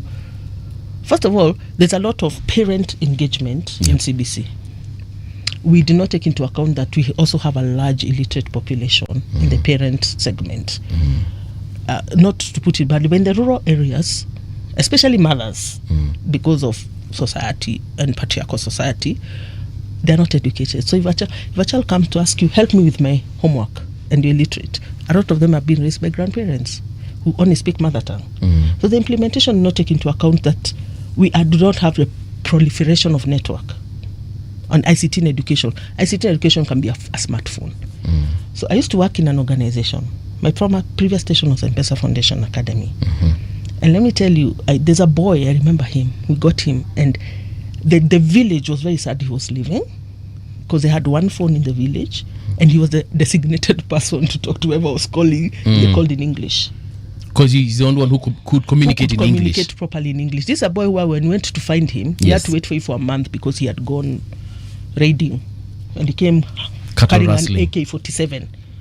I was like, yo, it's going to be a problem. But we have societies like that in Kenya. We just ignore that we have societies like that in Kenya. And then we expect CBC to work in these villages with parent engagement and printing and handing in. I mean, these people are living survival mode. It's not about it. It's like they're living in another century other than the one we're living in. They're living in the my son told me, I can't understand, I'm living in the 1900s. These people, I was born in the 1900s. These people are living in the 1800s. And it's okay, it's a way to live, but you need to take into account. So we advantage metropolitan and areas that have electricity over the areas that actually need the education. So CBC, how is it going to be? We'll survive. Okay, but the truth, it's still very theoretical. Very, very theoretical. I wish they're taking their time. There was no hurry. What was the hurry? Do you think if parents were to be asked that question before CBC was introduced and they're told this is what to expect, do you think they would have said, let's do this? Actually, even if they were just... See, this thing was implemented and then it was plonked on this, and everybody, it's not as though you're being given a choice as to whether you like it or not. It was being implemented. Nilly. Hatukufanya hata piloting. My friend, walijaribu piloting. No. There was no proper piloting. They really did not. They did not. Because we were supposed to be one of the pilot schools and I didn't quite see it. In our school, it's a bit different. JSS is separate from primary because they do require different skills. Teachers, it requires teachers who are cognizant to the high school syllabus. Every time I say this, people tell me I'm elitist. I'm not elitist. It's actually factual. Yeah, I am Mushoki. There's no way I can go and teach ECD because I don't have the skills. You actually need to be trained to do that. Yes, you have to be trained. And JSS, it's a twofold problem. One, there's the syllabus. Primary school teachers are not cognizant to the syllabus. The last time they were in labs was when they were in high school themselves, and they have to do labs. Number two, primary school teachers are not cognizant to the psychology of adolescents, which is a bigger problem than you think. They are cognizant to the psychology of children. Adolescence is a crazy time. I like teenagers. They are beautifully angsty, to be honest. They make my day. But you see, that's unique for me. And when you do high school teachers, we do a lot of psychology so that you can understand. So the method that you use on children, especially for behavior management, cannot work with teenagers. Teenagers, it's negotiation, it's understanding that they have problems, and you just want to sit on your carpet. And they are finding themselves, and then they think they know everything, and the greatest influence in their life is their peers. Children, the greatest influence in their lives is the adult who is most closest to them. Those are teachers. Yes. I keep saying the greatest social influencers are teachers, honestly. I'm a social influencer. That's why the child will tell you, teacher said. Teacher said, and you're the mother who gave birth to them. In high school, they like boundaries, but they think teachers are old school. If you don't know this ecology, you're going to mess it up. Okay, so it's a twofold problem for JSS. The teachers are not trained to teach the syllabus, and then they are not trained to deal with the children that they have. And the children that we have are not normal teenagers. Their peer pressure is global.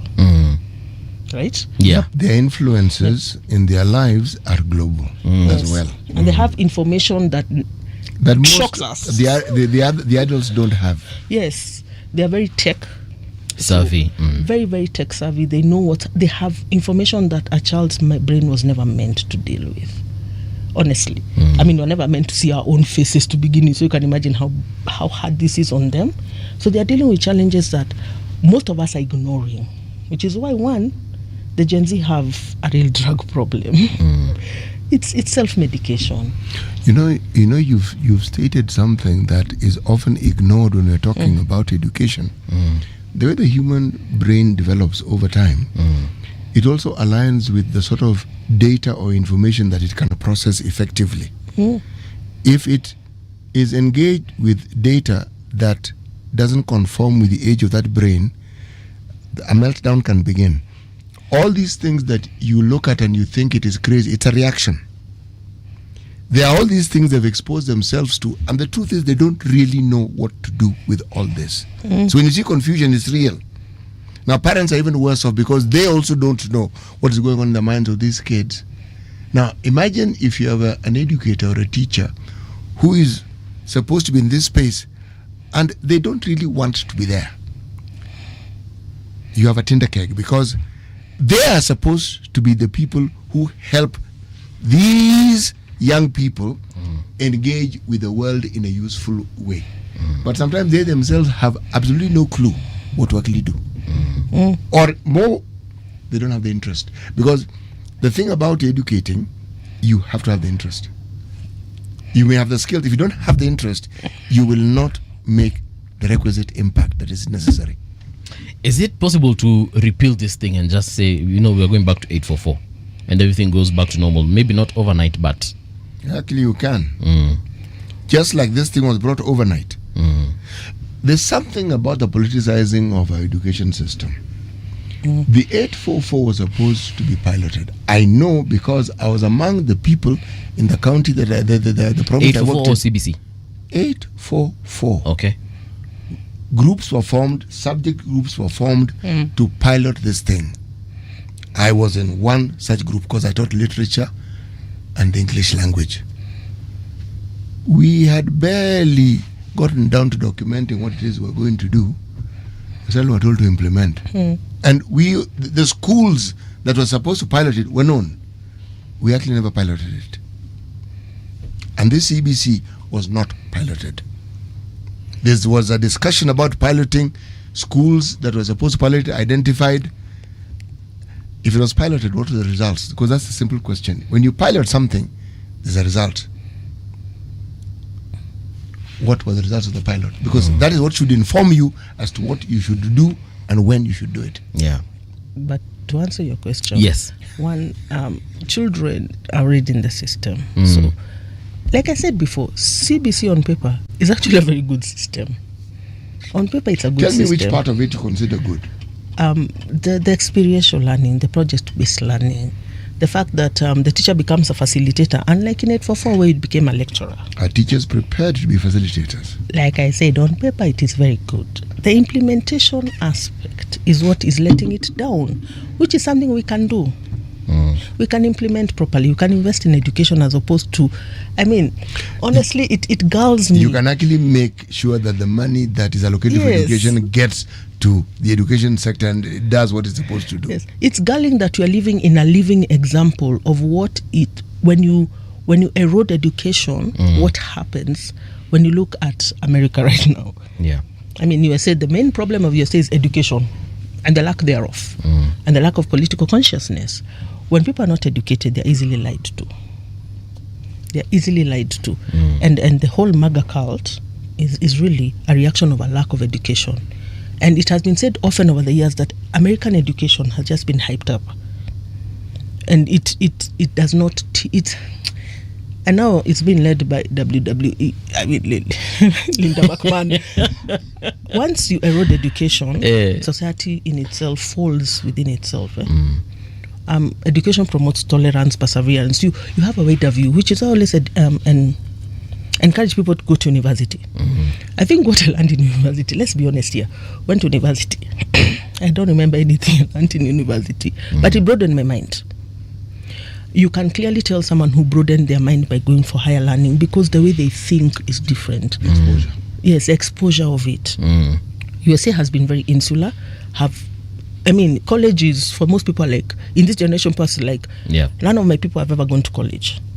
And they're like, but why? The problem I'm seeing is we are starting to model USA. We are making university very expensive. Most children we are sponsoring 2 children in our school right now to go to university because they can't afford public university, and these are direct entry children. And this is a public university. Direct entry. They got B's, they got A minuses. They cannot afford to go to university. I went to university. My mother was so confused about it. She paid my university fee in 2 years because she couldn't believe how cheap it was. We're not rich, but she still couldn't believe how cheap it was. It was affordable. I was paying 21,000 per year, and this included boarding. Public universities have been our greatest blessing, and now it's turning out to be also our greatest curse. You are absolutely right, because in my time, you just reported. They gave you a loan. You didn't ask for it. We're giving boom. Boom. There's a question here, guys. Before I forget about it, it's from Paul M. Njehia, and I have a question for Anne Mushoki. How are private/international schools implementing CBC different from public schools? Is there a way government can learn from private schools? Yes. One, because we're private, we have the resources. So private schools will have theaters. They have teachers, and we have smaller classes. CBC depends on smaller classes. You can have 60 and you're teaching experiential learning where you expect the children to participate and have group work. So on smaller classes, more resources. Okay, if you say we're going to do theatre and arts, we invest in theatre and arts. If you're going to do sports, for example, as we have a turf, we have a swimming pool, we have the field for running field, we have the coaches. Music, we can get the peripatetic teachers to teach as many instruments as you want. Why? Because they are resources. And it's strange because the government really is the richest person, it's the richest entity, and we're not doing that. Okay? So what can they learn from private school? Allocation of resources, number one. Okay, and it's not only sometimes allocation of resources. We can't teach all the subjects. We choose wisely. So the government can also invest, in a few schools in every county that can teach all the 3 pathways and give the proper resources. Let me tell you, it's so bad right now. The government, they're not feeding children. We did KCSE, and you could see some public schools are struggling, especially county schools, simply to feed children. They're depending on donations, private donations, and to give them books and to give children. It's a sad state in this country that private schools are better than public schools. That is an indictment of our society, which means the gap between the haves and the have-nots will simply get wider. And it's not something that it's planned. And then it's not fair that the biggest investment you make as a parent, your biggest cost, is rent and education. Because you want to give your children the best they can. And I'm telling you right now, there's no single public school that's doing very well right now. I taught in Starehe for a while.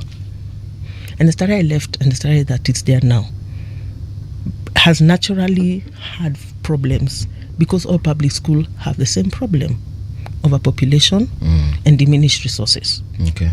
It doesn't matter if it's Alliance, it's Starehe, it's Kenya High, they're all complaining. And it's sad that we are seeing children moving from Alliance to come to my school. It used to be the opposite, right? I have children from Precious Blood, from Alliance, from St. George's. Because now, it's such a... Problems keep rolling. With that much population and teachers who are demotivated, what happens? Discipline becomes a problem. And the quality of education. Quality of education. But you say it isn't deliberate. It is. It is deliberate. It is deliberate. It's one decision at a time. It is deliberate because how do you explain that you're on a plateau and the forward movement should be that these exemplary schools should actually be envisioned for, at the time it was every province, then every region, and then you start regressing. Yes. You lose ground on the very things that you actually had. And And then instead of progressing and even ensuring that the facilities are on an upward trajectory, it's not so. And then what do you see? The proliferation of private schools. Yes. There's nothing wrong with the private schools, by the way. It's a business, there's a need, there's a gap, and there's an understanding that there's a demand. Parents in this country will do anything to ensure their children get a good education. Yes. And they'll pay an arm and a leg, literally. So now, it is deliberate because it's like the burden of actually ensuring that the government does its job is taken away. Somebody else is doing it. And yet, the budget seems to speak of the very expansion that is needed to cater for the public. So the question that is always asked, this money, where does it go exactly? That's a question we're all asking. And it's bad because even the sub-county education offices are not necessarily being resourced. The ones that help us, we devolved, but we did not resource. I think for me as a historian, it's annoying because you can see where we are going. Like I said, America. We can see where we are going if we continue going this line. The happiest country in the world are the Scandinavian countries. The best education system is said to be the Finnish system. I've been there. Now, Finland, there's no private school. There's no such thing as a private school. Education is free for everybody in the world. That's what people don't realize. You can go there and do your master's for free if you can manage to live. And you go to the nearest school. So, for example, if I live next to, let me pick someone actually like Kifuza Kibwana's children, we all go to the same school. If I live next to the president's children, we all go to the same school. And the quality is the same across the schools. If you offer music, you offer music. If you offer everything, is the same. Their schools are fantastic, I'll be honest. And CBC is actually loosely based on the Finnish system, but without the implementation. Consider also how their teachers are trained. Yes. And the sort of people they look for to be educators. It's sad that in this country, for you to be a teacher, you're considered to have failed in your exams. Or you couldn't qualify for what you really wanted to. Yes, you couldn't qualify for what you really wanted. In places, Finland, let's not go places, let's go Finland. Even Germany is the same. Yeah, the teaching is one of the most revered careers. You actually have to do psychometric testing to know that your personality aligns with your love for children, so to get a calling, and you are respected for it. Because at the end of the day, there are careers that will never end in this world. One is spirituality. The second one we are not allowed to talk to on daytime TV. And then 3, teaching. Because people will teach. Education is a lifelong process. We just formalized it. It's a process of passing on skills that other people knew. Your project planning, you know how to project plan. People are like, how do you do that? They're like, oh, I do it that. And you create a syllabus without knowing, and then teach other people to do the thing that you know. That is education. We have formalized it so much that we forget that you're learning every single day. When you open TikTok, you learn. Okay, for those who are old, man, TikTok is the devil. Anyway, yeah. So every day you learn. Yeah. So teachers will always exist.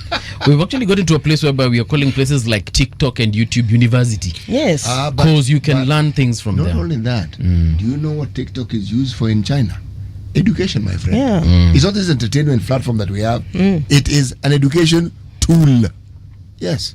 And they know just how prolific a tool like that can be when it is engaged in processing all the details of the learning of children.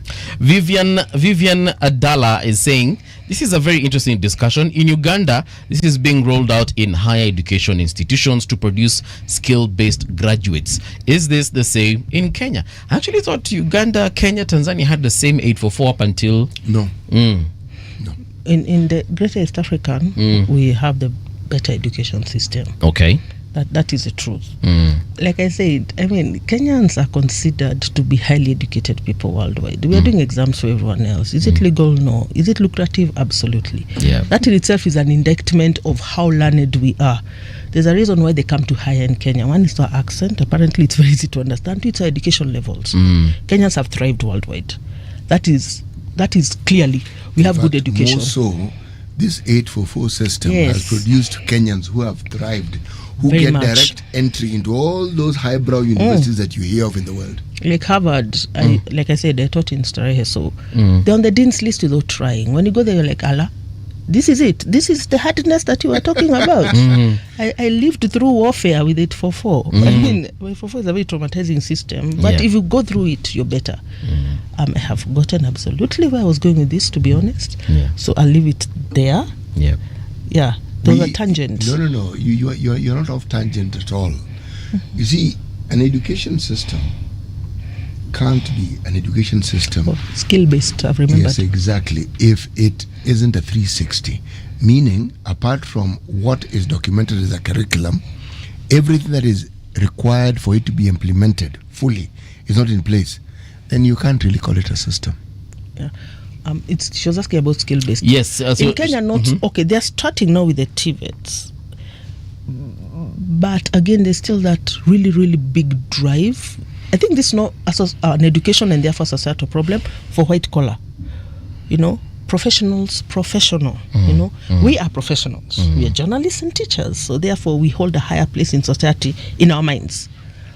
We should shift to skill-based because human beings are the strangest creatures ever. We are phasing ourselves out of our own lives because now we've developed AI. Yeah. Okay. And like I said, the next future billionaires are going to be AIs, and then after that they're going to be skill-based people. The people who are doing plumbing, the people who are doing wiring, the people who are the artists, the actual tailors who make bespoke clothes. Those are the ones who are going to become the next level of people who are going to be rich. Okay. Those of us who have invested so much in our brain and not in our hands are going to be in trouble, including doctors. Right? AI can diagnose you. Right? AI can't read your face, can't read your emotions, can it? But it can read your temperature. With cameras, my friend, nowadays it can. You just put your face into that machine and it can tell your temperature. It can tell whether you have abscesses on your skin. That's not what I'm saying, is it? But you're saying, you're asking if the AI can read your face. What did you say? Your emotions. It's true. Yes, it can. No, it cannot. It can read facial cues. It can simulate. Simulating. Yes. And I understand those are completely two different things. I don't know if you know that we have vehicles right now that can actually self-drive. Forget self-drive. That won't allow you to start the engine if you actually look like you're drunk or sleepy. That is an AI reading your emotion. No, reading your face and being telling drunk this isn't an emotion. Telling if you're sad, and they can even predict that this person might want to commit suicide by causing an accident. We've got into that part right now. It can read your emotions, Paul, there are super intelligent AIs that are in the process of being created. I'm simply saying that there's something called the human element that no AI will ever have. That is true. But the question is, how much do we revere this human element in our society? There will be people, people using ChatGPT to do psychology on themselves. If there was ever an area in medicine where you require human contact, it is psychology. And people are self-psychologizing via AI. They're self-medicating. Yeah, they're self-medicating. We do not have enough respect for the human touch. We're becoming a very insular. And yet AI is created by the human brain. We have come to the end of the show, lady and gentleman. Yes. We have this thing about an hour. We know how to speed it up. We have actually just overshot, and I will be called any minute now. But thank you very much, Miss Mushoki, for coming through and having this conversation with us. We invite you again now. Perhaps broaden the conversation and start looking at solutions to the current problems we have. Thank you. Thank you for having me. And of course, I have to give a shout out to the people who brought me here, Kitengela International Senior School. I hope you are listening. I hope. I hope you are listening, my people. Yes. Yeah. Thank you for having me. Karibu sana. Karibu sana, and thank you for a riveting conversation.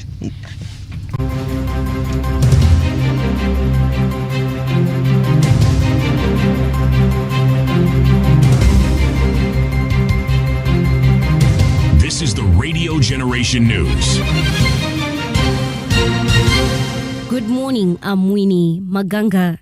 Society needs to understand the behavioral nature of Gen Z in the quest to reshape global dynamics.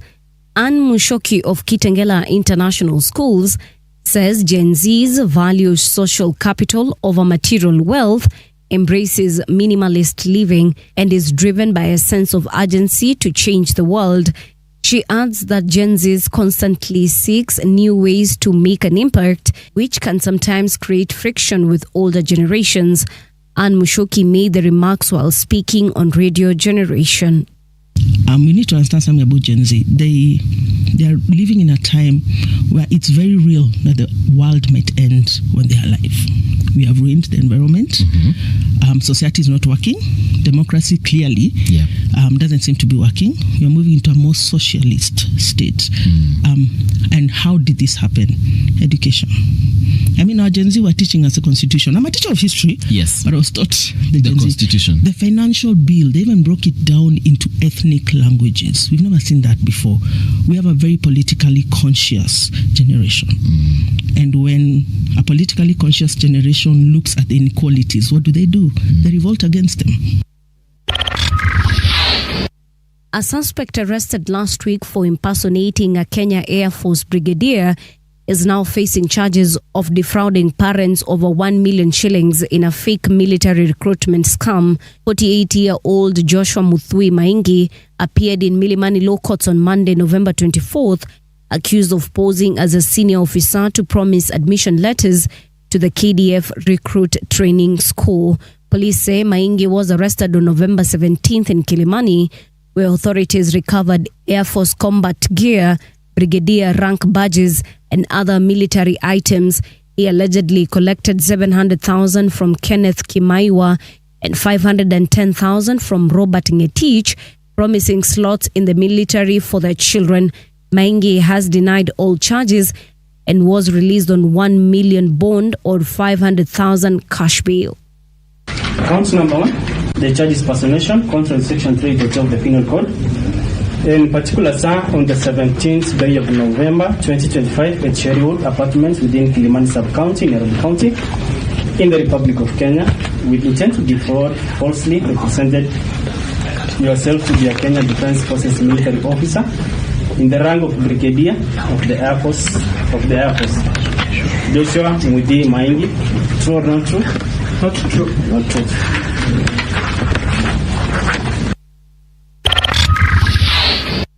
The controversial U.S. and Israel-backed Gaza Humanitarian Foundation says it is winding down its aid operations in the Palestinian territory after almost 6 months. The organization had already suspended its 3 food distribution sites in Gaza after the ceasefire between Hamas and Israel took effect 6 weeks ago. The GHF aimed to bypass the UN as the main supplier of aid to Gaza's population. UN and other aid agencies refused to cooperate with its system, saying it was unethical and unsafe. And that's the truth on Radio Generation. Good morning. I'm Winnie Maganga.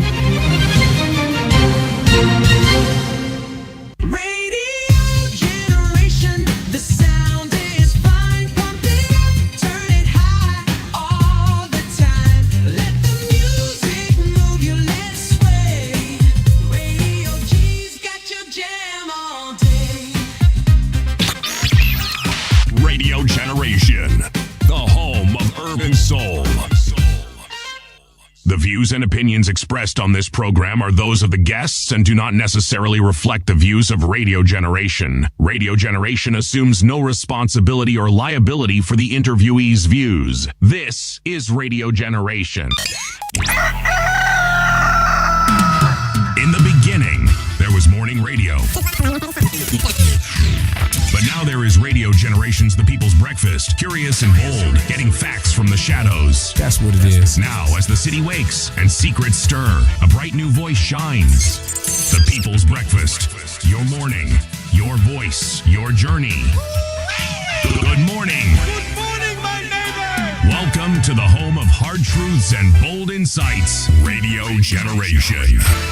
Welcome back. This is Radio Generation. The time right now is 7 minutes past 9 o'clock. How are you doing?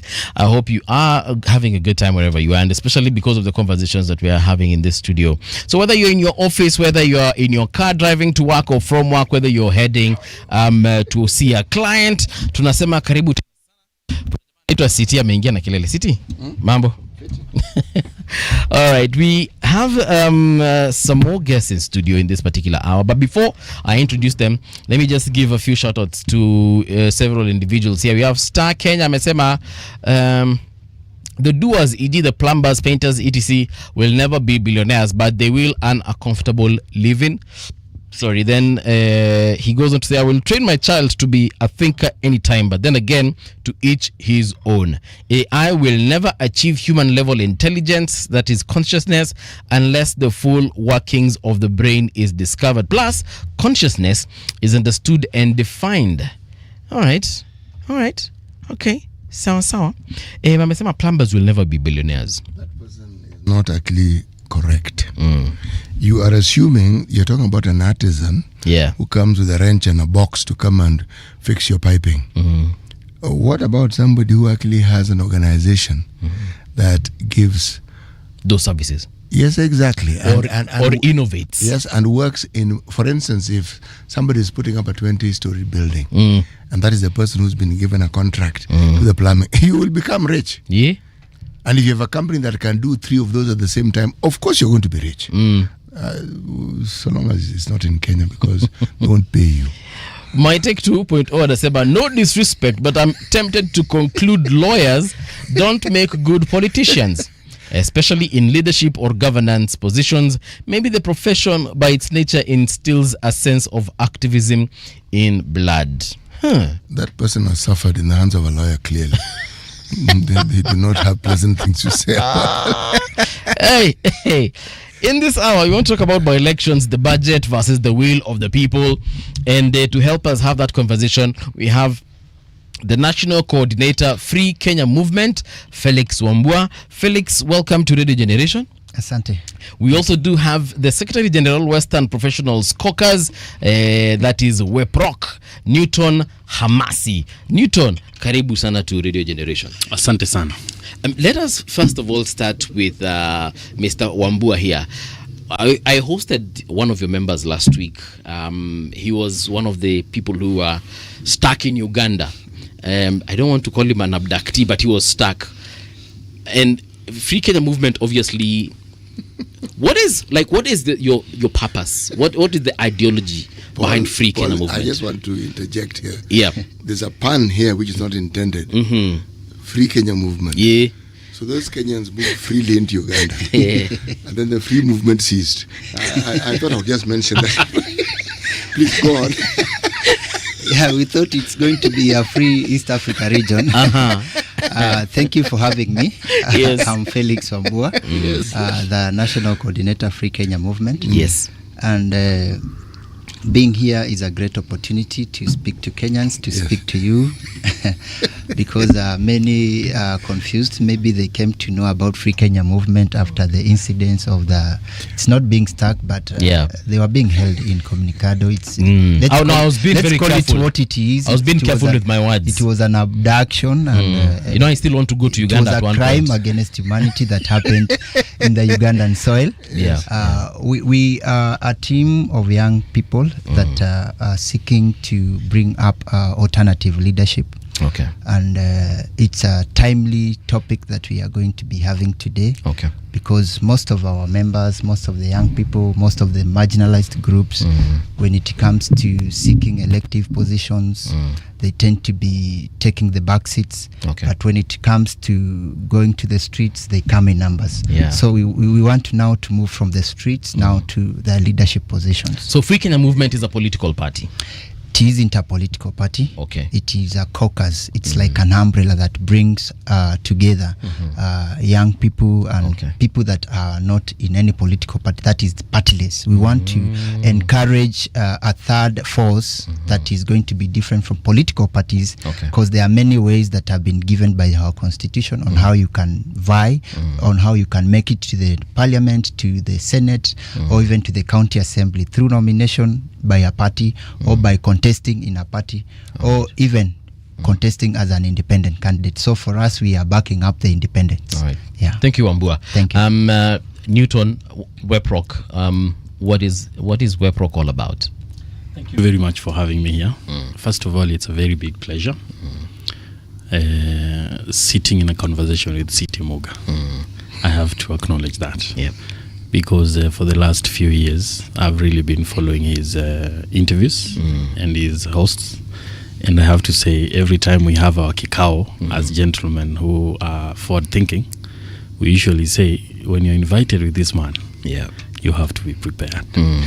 So you are prepared, that is what you're saying. Yes, and today being here, I feel like it's a pleasure, a really big pleasure being here with him. And it really means a lot. Karibu sana. Thank you. So basically, WEPROC. WEPROC is a caucus that brings together professionals basically from the Western region but across the country. Because if you notice... Please explain that. Western region, then across the country. Yes. Yes, please. So Western region, I mean, like we have our roots in the Western region. Yes.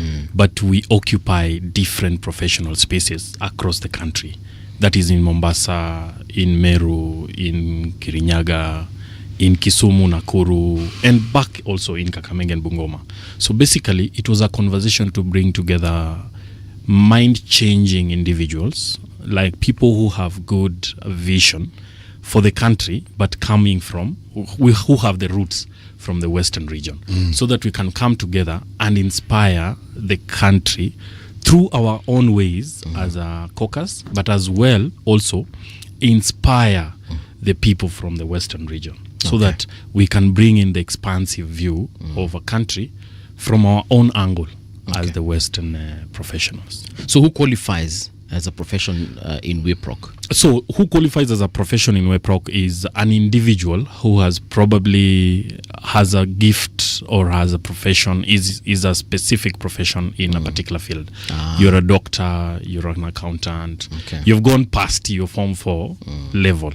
But also we are going to the extent of including the people who have just done the small, like the plumbing component.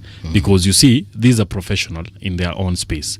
And the skills matter, because where we are going as a world is you're going into a skill improved society, whereby if you don't have skills, then you will not be accommodated. Therefore, the WEPROC organization is welcoming to anyone who has a skill in a particular space and who can change the world from wherever they are. All right. Now we understand who we are, who you are rather, and we understand by extension who we are talking to. So let's start the conversation. There's a lot of politics happening right now in the country, and unfortunately it's been happening even since before and after the last election. And we are a country that is always politicking. Personally, I have a problem with that, because I realize that we do more of politics than talking about development and how we can uplift people in WEPROC, people in the Free Kenya movement. So Wambua, if I can start with you, perhaps you can let us know your perspective on that, and perhaps some of the things that you can point out and how we can change into becoming a more productive society away from politics, because everything nowadays is about politics. Yeah, politics shapes our lives, and everything that we do as a country, as a nation, as a region, is just within the confines of politics. Everything that we do, it's so sad that as a country we are ever in the mode of campaigns. We never graduate maybe from campaigning to serving the nation after the swearing in, and the institutions that are mandated to take control of these are failing Kenyans, because we may excuse IEBC when it was there was vacuum in its leadership, but on coming to space, politics are even heating up. The political space is becoming even hotter and more aggressive. This raises questions on the competence of this body, because now we have seen what has happened since then to now. We have the by-elections and questions in every village, in every town, in every slum are like, when shall we have SHA working? When shall we have the issue of education sorted for those at campus? When shall we have jobs created? When shall we have policies that create an environment that can give young people, young investors, young talented men thrive in their own spaces? This is a behavior. It's an habit within the political elites. Once one loses, they will start causing trouble here and there, maybe for handshake, maybe for a coalition, maybe for something, so that they may have a take in that government. Yeah, even say it broad-based, louder, because we want to change this narrative, and it has to be gradual. How do you want to change it? As Free Kenya movement, yes, we want everything to be people-centered. People-centered means that if there is any project, it's not a tool for campaign. It is something that is going to be handled by the people themselves from the ground. If it is a project, there must be people, let's call it public participation. Down there in the villages, down there in the slums, people will come up will suggest on what project they want.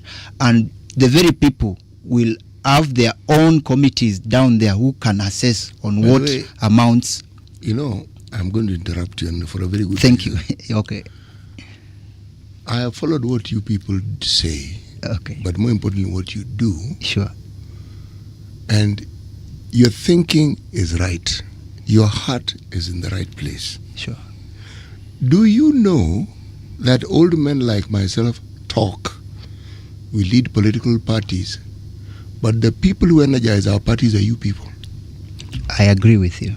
So, what business do you have following old people like myself?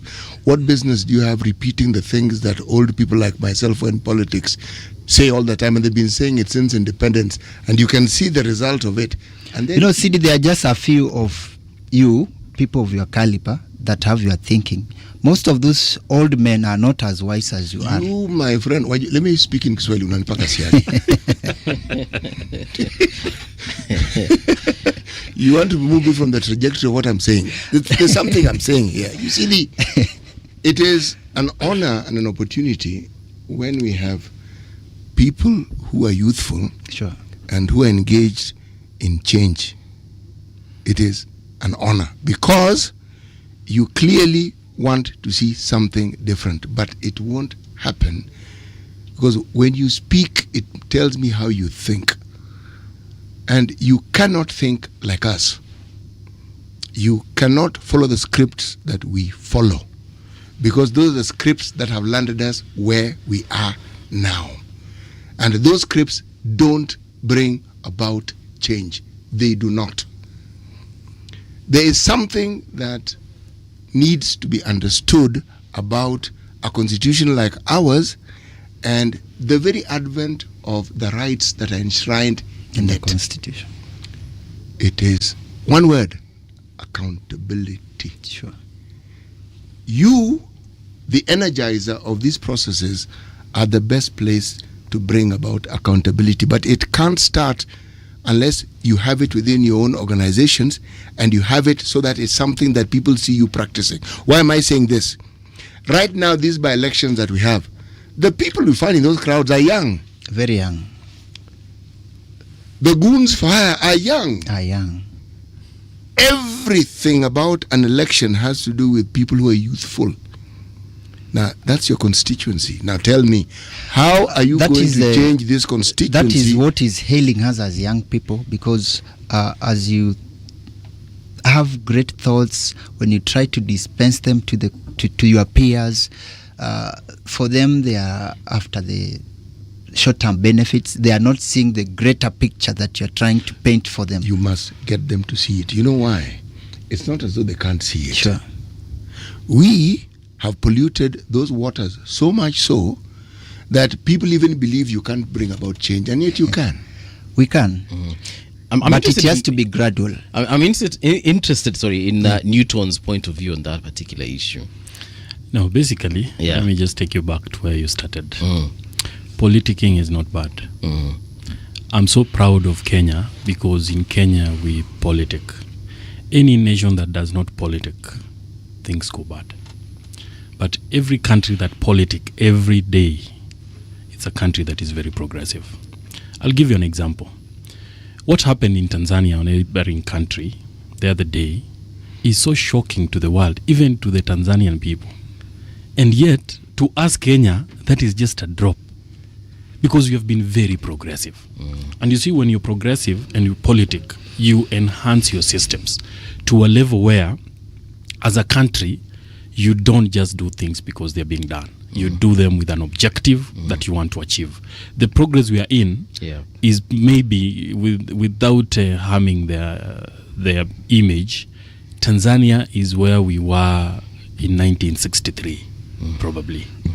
Like where we are right now as a country. In terms of our politics. Yes. In their politics, Their politics is so behind than where we are. And that is progress. Okay. If you look at the United States, they have really enriched their political space in that you can see the systems working. And it took time for them to work. And the only way things will work is when people talk and politic about it. The only problem I have with the Kenyan politics is we try to paint politics as a very bad thing that people should not get involved in. Sure. You get me? And that should be something that we need to really, really address and tell people, politic, day in, day out, don't stop. Even in our own homes, we have politics. In the morning and in the evening, every day, every single moment, even in our workspaces, we have politics going on every day. So the moment you tell people, or a community, or let's say like a country now, the citizens, that politicking is wrong, then you try to turn them away from addressing their concerns and the people in leadership positions trying to solve those problems. So to me, my view is, let us politic. It is what makes a country's growth more healthier, more inclusive, and we enhance our governance structures the moment we proceed with that. I actually agree with you. Perhaps what we need to distinguish then is the brand of politics that we are having. The brand of politics whereby people, certain people who hold a certain political view are not allowed to express it. The politics whereby we have now what we're talking about, the oppression, what he's talking about. The brand of politics whereby there is authoritarianism, nuanced in the way that we run our politics. And then the kind of politics whereby we actually deceive the citizenry. And when I say deceive, I mean all politicians. are not pointing to a specific one, because we know the president has been called names, but he is not the only one who stands at podiums and then says things and then goes ahead and does something completely different. So perhaps then that's the kind of politics that we need. If you look at the example you just gave us about, for instance, in America, very progressive indeed. And those guys they politic every single day. Yes. And it is a career, right? Yes. But when you look at how they do the things, for example, what is currently happening in the US about the Epstein files, they have gotten to a point whereby the president literally is on his knees because of what? Because the system has forced him to do what the Constitution actually says that he should do. Yes. But when we look at our African countries and the countries we've mentioned, Kenya, Uganda, Tanzania, for instance, that is not the case. But you see, that's why I've told you, it takes time to build these things. How much time? It takes as much time as possible. We cannot limit, because you see, like the United States, and time? in terms of years, it will take maybe 100 years. But at least as Kenya, we are in the progress of it. Okay? Because if you look at the United States, the systems are working now because of the timeline. They fine-tune them over time. Exactly. Good things take time. And City will tell you that. Wisdom. And I'll pick into what he was probably saying. Why is it that as young people, we want to entrust them and to follow the political parties that are led by their caliber? It's simple. I don't have the experience that City has. I could not even imagine of having the experience that Raila Amolo Odinga, the late, had. I would not even imagine having the experience that Wycliffe Musalia Mudavadi has. So it is just a natural occurrence that we have to obey and follow a particular path for us to gain the experience we require, for us to be able to be given the mantle to take over and to take charge of it. Then again, there's just something you've mentioned about the truths and the deceiving in the political space. Yes. Who has this measure? Truth meter. The truth meter of what is true and what is false. Okay. In politics, what I've been able to decipher is that in politics, whatever everyone is saying has some truth and has some lies. Okay. No one will say the truth 100%. No one will say the lies 100%. Okay. The thing is, you mix the two to make your agenda forward, to see your agenda forward.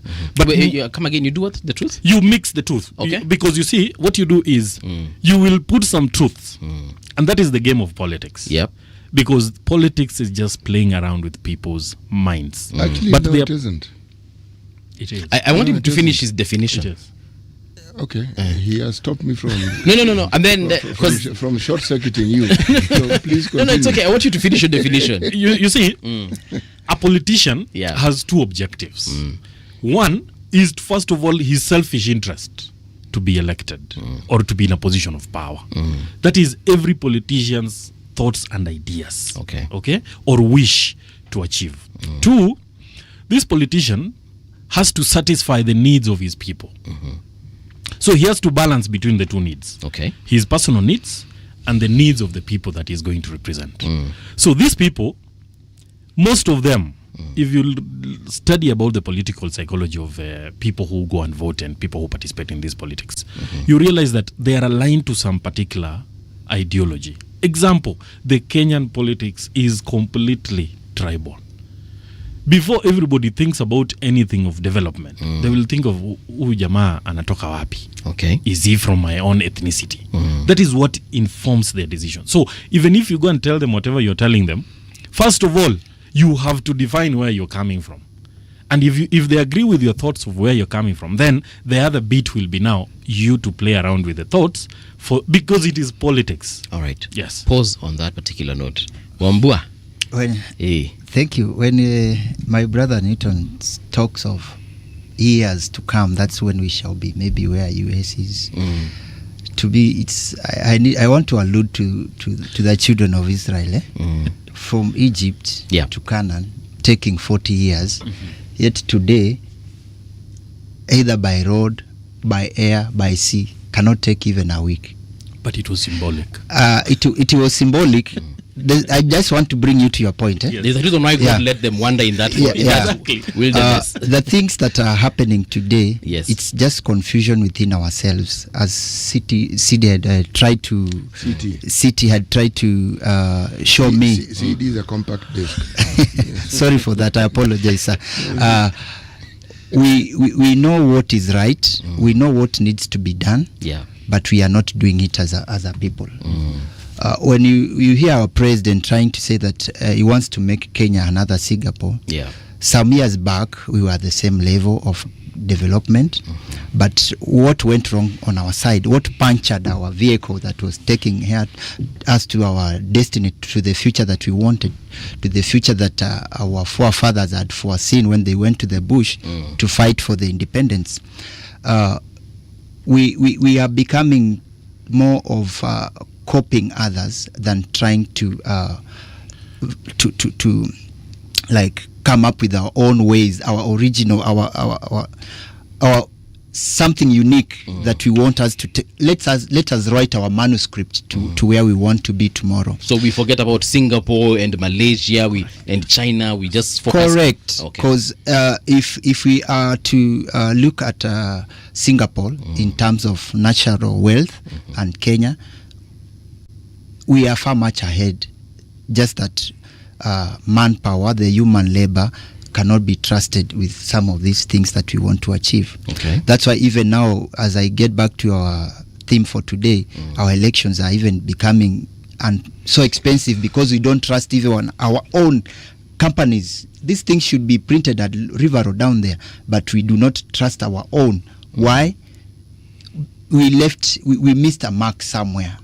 As we were moving from colonialism to self-independence to multipartyism. After multipartyism, the 2010 constitution.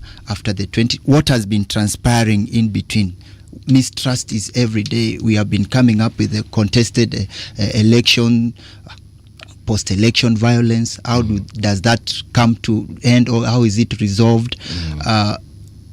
Talk of Tanzania, their journey to where they are, and compare it with us. We cannot compare, or we cannot go to contest with Tanzania in terms of levels of democracy.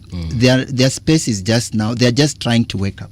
For us, we are supposed to make sure that, much as we say we are the capital city of Africa, much as we say that Nairobi is the tower of the region, we must also show that not only in terms of development. Even democratic space should be shining more, should be expanding every day, and that things to do with the suppressing the dissenting voices should not be something to be talked of in the Kenya of today. And Newton, in your organization, WeProc, how are you holding the leaders in your area to account? Because we have always talked about the way the leaders are the ones who are messing up, they're screwing up, but one conversation we also refuse to have is how we are holding them to account and making sure that they do exactly what we mandated them to do through our constitution. So, and if there's nothing that is being done, what are plans towards this particular cause? Thank you very much. Now, first of all, just before I go there, there is something that my colleague here alluded to, and I really, really want to enhance on it. Our president talks of us being like Singapore, but he talks about it with a specific angle and with a blind eye on another. Okay. If you look at Singapore, they don't have democracy. The way of leadership is different from how Kenya runs. And when the president talks about Singapore, I fear for my country, because probably maybe he's thinking of bringing that authoritarianism in a way that now as a country, we will have to align to one person and one person forever. Okay. The democracy will be killed. Because for you to achieve some things, it will not be easy if you don't have an authoritarian governance style of leadership. Because in Singapore, and that is the only way to achieve it. That is not the only way, but where there is space of democracy, the speed will not be the same. Okay. It will be at least slower because you have to include everyone's thoughts. All right. Something that is not available in Kenya. So carry on, yeah. In regards to what as WeProc we're doing, I'll just mention a few. One is most of the leaders that you see in the political spaces from the Western region are members of the WeProc community. But we have had a challenge where you realize that when they get into these positions, they work on their own. They're here as a community, as WeProc, as professionals, but whenever they get into these spaces of leadership or they get appointed, they get elected, there is a mind shift. They realize that, nimefika, and I don't need to align with these other things. That is why under WeProc, we try to enhance impact through our small spaces. We don't want to depend on the positions that government, someone who is in government, someone who is in this, will come back and help. No. We enhance on enhancing impact from our angle as professionals in our own spaces. I'll give you an example like myself. Yes. Like myself, I have intentionally picked the education sector as a core pillar that I can enhance in my own strengths to ensure that I create impact in my country beyond my other activities. So as a country and as a professionals, like Western professionals, we enhance our members, not to really depend on the members who get positions in the political space. No. In your own space as a professional, as a businessman, do things that can impact the community in a more way that is going to be more impactful than just us sitting and waiting for someone to get a political, because all those people who have gotten political appointments, they have ended up disappointing the community or the professional space from Western region. Very big time. Okay. But with this angle of us looking at it from the impact perspective, do it from your own space.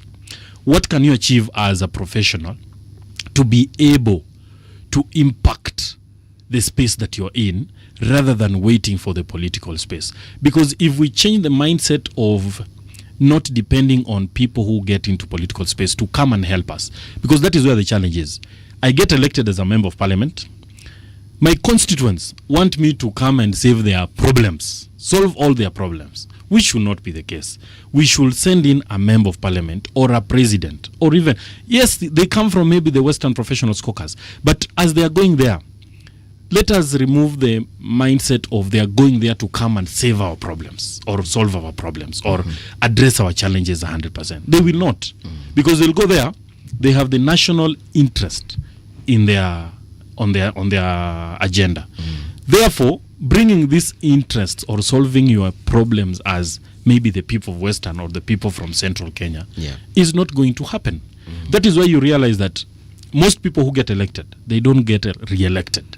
Because when you get elected, you have some expectations from your constituents that are unbearable, that you cannot even achieve to solve them. All right. Yes. When you talk about the politics that is expressed and is envisioned in our country, and we talk about the leadership in these political processes, the narrative that is dominant seems to be one where people bring about what they consider to be their brand of change and their brand of processes that will bring about this change.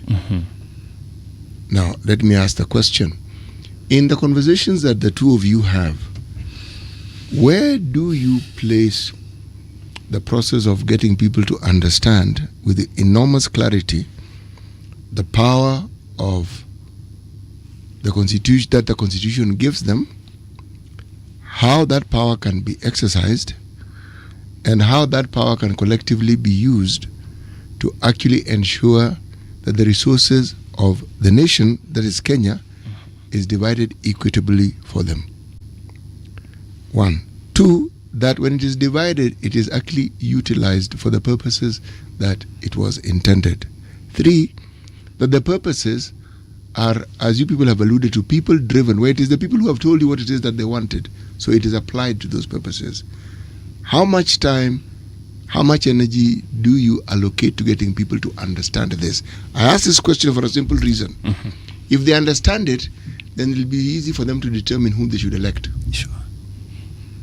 Now, with whatever you've said, I'll take you back to during the Gen Z protests. If you have a very clear recollection, you will see that there was a generational change, a conversational change. Because one, these young people, they came out and said, we are first of all leaderless.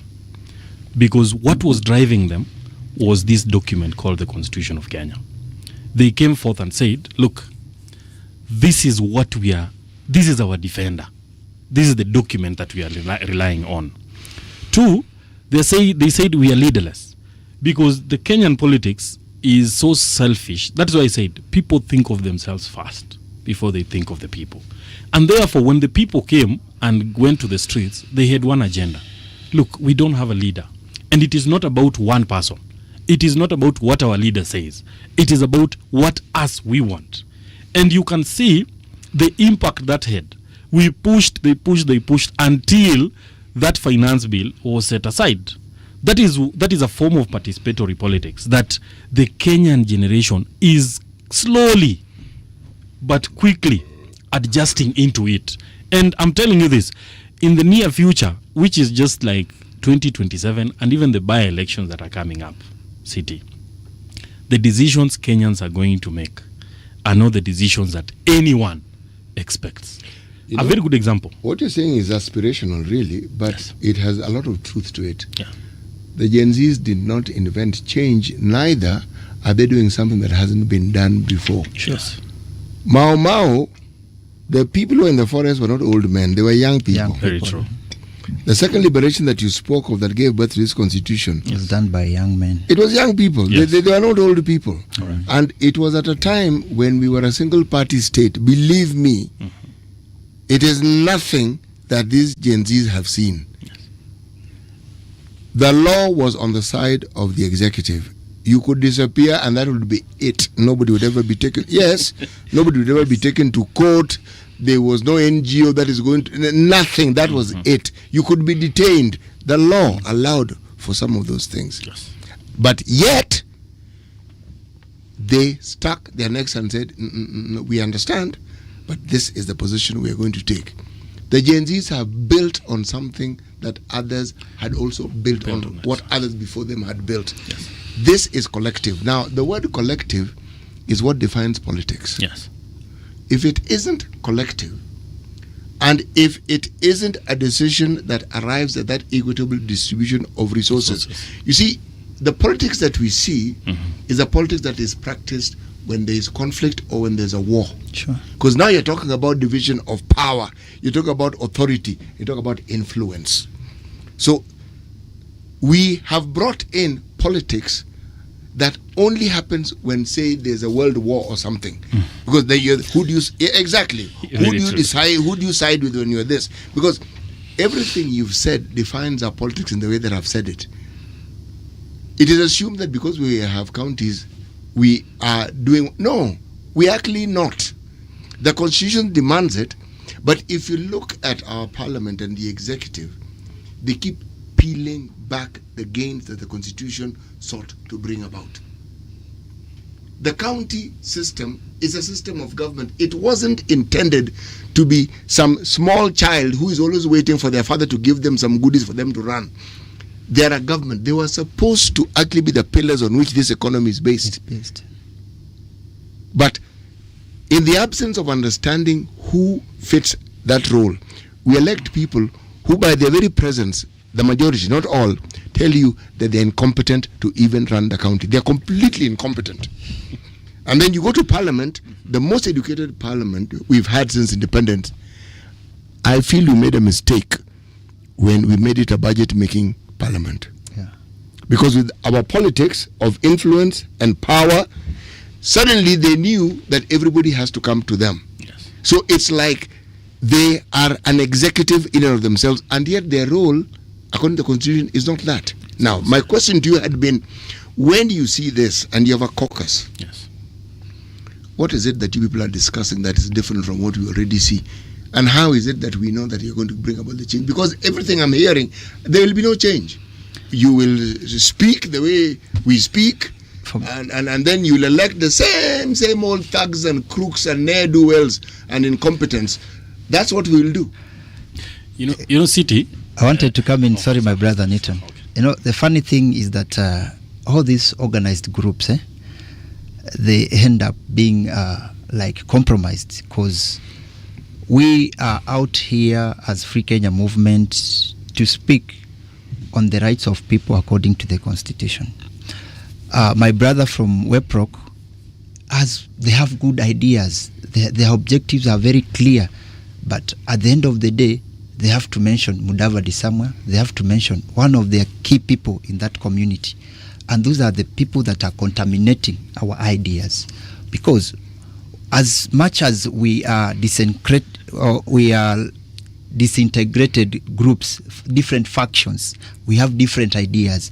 We need to have a convergence point, my brother. The whole country, all young people. There are many groups in this country. If you talk of Free Kenya movement, there's Kongamano, there is this team led by Boniface Mwangi, there is our brother Nganga, who is advocating for constitution to be taught at school. Those are the things that we need to work as a team to ensure that they actualize and that goal is achieved. We need to look at how we can come together as young people and reason together, because these people, the political elites, let me not mention any name, the political elites are good at dividing and rule. They will go to teachers and speak with teachers, yet teachers, they know what they are ailing. We have JSS teachers who have never been approved for the last 2 years now. We have teachers surviving on 17,000 a month. We have nurses at the county levels who have CBAs that have never been revised. We have also doctors. So we need not to see each other as either activists, as maybe professional leaders. We need to see each other as Kenyans who want a better country. Much as we talk of teaching, there is politics in that teaching. Much as we talk of university lecturers in their caucus, in their organizations, they have their politics. But what do we have in common? Where are the decisions made, decisions that affect all of us? That is where our focus should be. And we as Free Kenya, we want to move to the ground. We want to work with the working community. Stop. Thank you. Stop. I'm here for you, sir. Now you're doing what I told you should not be doing. You are regurgitating what people who do the things you do say all the time. And that is something I want you not to do, because you will lose the very ethos of what you're trying to communicate. because you will now sound like everybody else who says these things. There has to be a structure that you advocate for that determines how it is you look at the person you want to elect, because we are going to elect. Sure. There has to be. That structure doesn't conform to anybody's tribe or anybody's background or anybody's profession. It's a structure. Because the change that you are talking about can be achieved. But this mold that we have has to be broken. Sure. If we function within it, then nothing will change. We have a process in this country that, because of our nature and our liking for conformity, we have a very high threshold for accommodating ills. The people we elect tell us in very clear words that they don't give a flying hoot about what we think or what it is that we want. They show us, forget telling us. Yet, we still listen to them. They call rallies, we go to them. But they've actually told you in clear terms, we are going to make decisions that favor us and not you. Now, the problem is not us who speak and who come out as revolutionists or the agents of change. The problem is the masses. The problem is the Kenyan people. No, let me say, because let me defend my point. Go ahead, but they're not the problem. Not in the way you're saying it. The problem. Remember, leaders are a reflection of their society. Who elects them? They are. Who elects them? We do. We do. And when you come up with a different ideology, with a different story or a picture of how the Kenya will be tomorrow, you will be seen like an alien, because these people want us to continue with the normal traditions of campaign. When you start, you will be seen as an alien. Yeah. People don't really like change. Sure.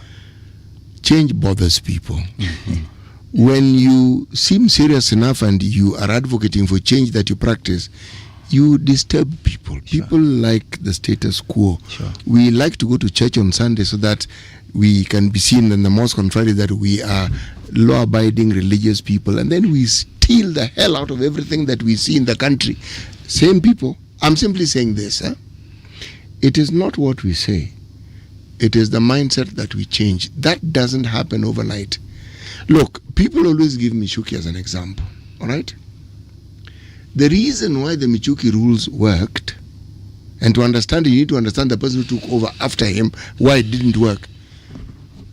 Michuki was firm in what he actually said. He didn't budge. Yeah.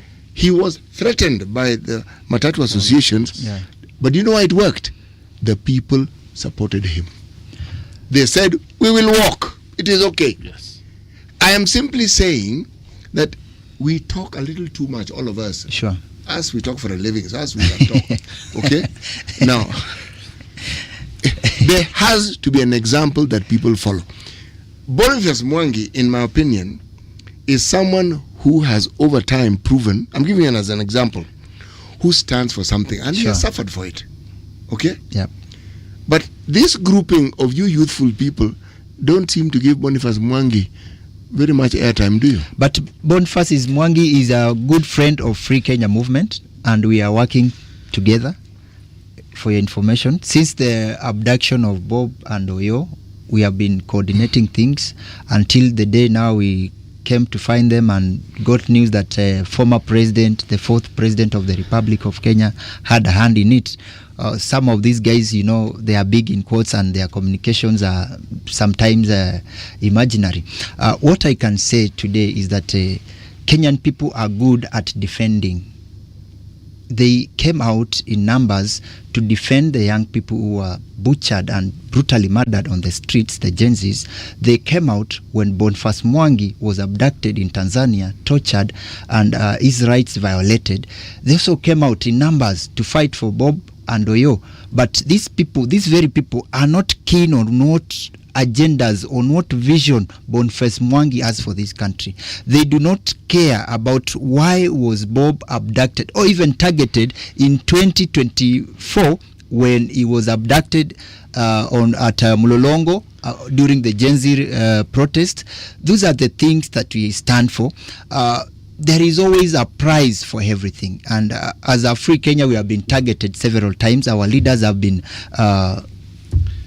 arrested, abducted, given trumped up charges. Bob already has a case that is ongoing at Kahawa law courts on terrorism. So what I'm saying is that Kenyans now need to wake up. Do you know why they charge people with terrorism in this country?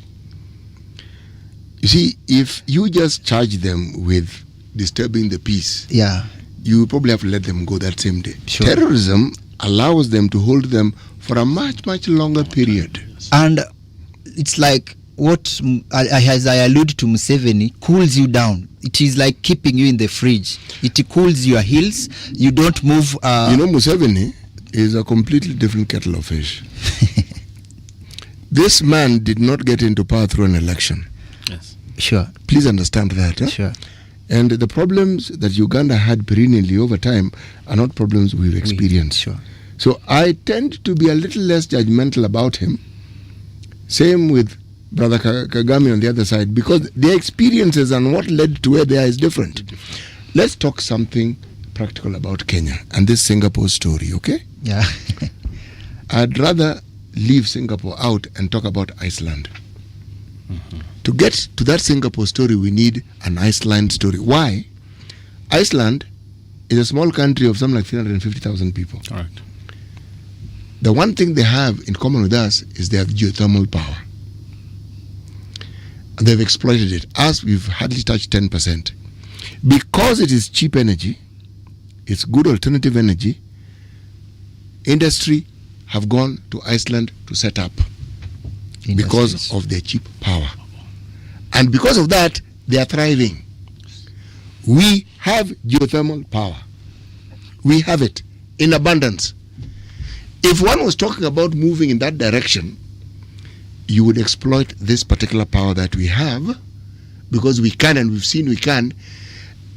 We would be in a position where we can now think of industrialization. China didn't industrialize because it was doing their own things. Other countries made it the manufacturing hub. That's why it became as rich as it did, as quick as it did, but it had the infrastructure. Geothermal power is infrastructure. Why am I giving this example? The conversations that the groupings you have must have are practical things that tell us how we will get out of this situation that we are in. Correct. The politics we all understand and we know. We even know the players, and we even know what they keep doing. That one we have to put it aside. We know it put aside. How do we move out of this situation of debt? How do we ensure that the resources we have been with, the human resource, is utilized to the very, very maximum, the natural resources? These are the things that we must talk about. Because when you talk about them to people, you then give them the imagery of what change can come about, because we're not talking about something we're importing. We already have it. Thank you so much, Siti. Just to take you back, one is on the issue of Boniface Mwangi. We are supporting Boniface Mwangi, but where the problem comes in is when, as Kenyans, we want to be everywhere. Boniface Mwangi is a very good activist. He's a very good defender of the people. But where the problem is, when he wants now to become the president. What's wrong with that? The problem with that is you cannot have a presidential person who is an activist. Actually, why not? You cannot. A very good example. Why not? Let me just give you an example. You've talked about Michuki. Michuki was a good leader. He implemented those things. If you took Michuki, let me just cut a you minute. short. If you took, I believe even the current president has been an activist. No, let him have his say. Please go ahead. So if you take Michuki to be an activist on the road, he might not be as good as he was when he was given the leadership position. So what we are saying is, or what rather I am saying is, Boniface Mwangi is a very good activist. Perfect one. But leader? But now, in the position of leadership, it calls for different attributes. Raila Odinga was an activist. But you see, he was not an activist to the standards Boniface. Boniface Mwangi is a very good person. Let's not but let us not down describe our topic to Boniface, exactly. but activism is not crime, and most of the young leaders no one has said activism is a crime. No. He let him land his whatever. Okay. I apologize for interrupting you. So my thinking is this. My thinking is this. Let us practice what we are best in. If you're best in this area of the ecosystem, please practice it to the fullest and make sure that you achieve it. Then 2, in regards to whatever you're talking about Kenya being like Singapore, this has always been my thoughts, and even as WEPROC we have been discussing this. The president had his agendas or priorities misplaced when he focused on housing. Very good example. You see, city, the president puts billions in constructing houses in the name of creating jobs and opportunities. How many jobs does building a house bring in? They're temporary jobs. Nowadays, you can build a house through the improvised structures, like this new technology. Yes, you can, or just put pieces together and the building comes up. Within a week and you're done. Yes. You get me? But now for us, we have been advocating for the president should focus on transforming Kenya as a manufacturing hub. A very good example, the other day we saw there is invention of, or there was discovery of gold in Western Kenya. Discovery of gold, what? That gold has been discovered a hell of a long time ago. Exactly, but you see, it has not been utilized. You get me?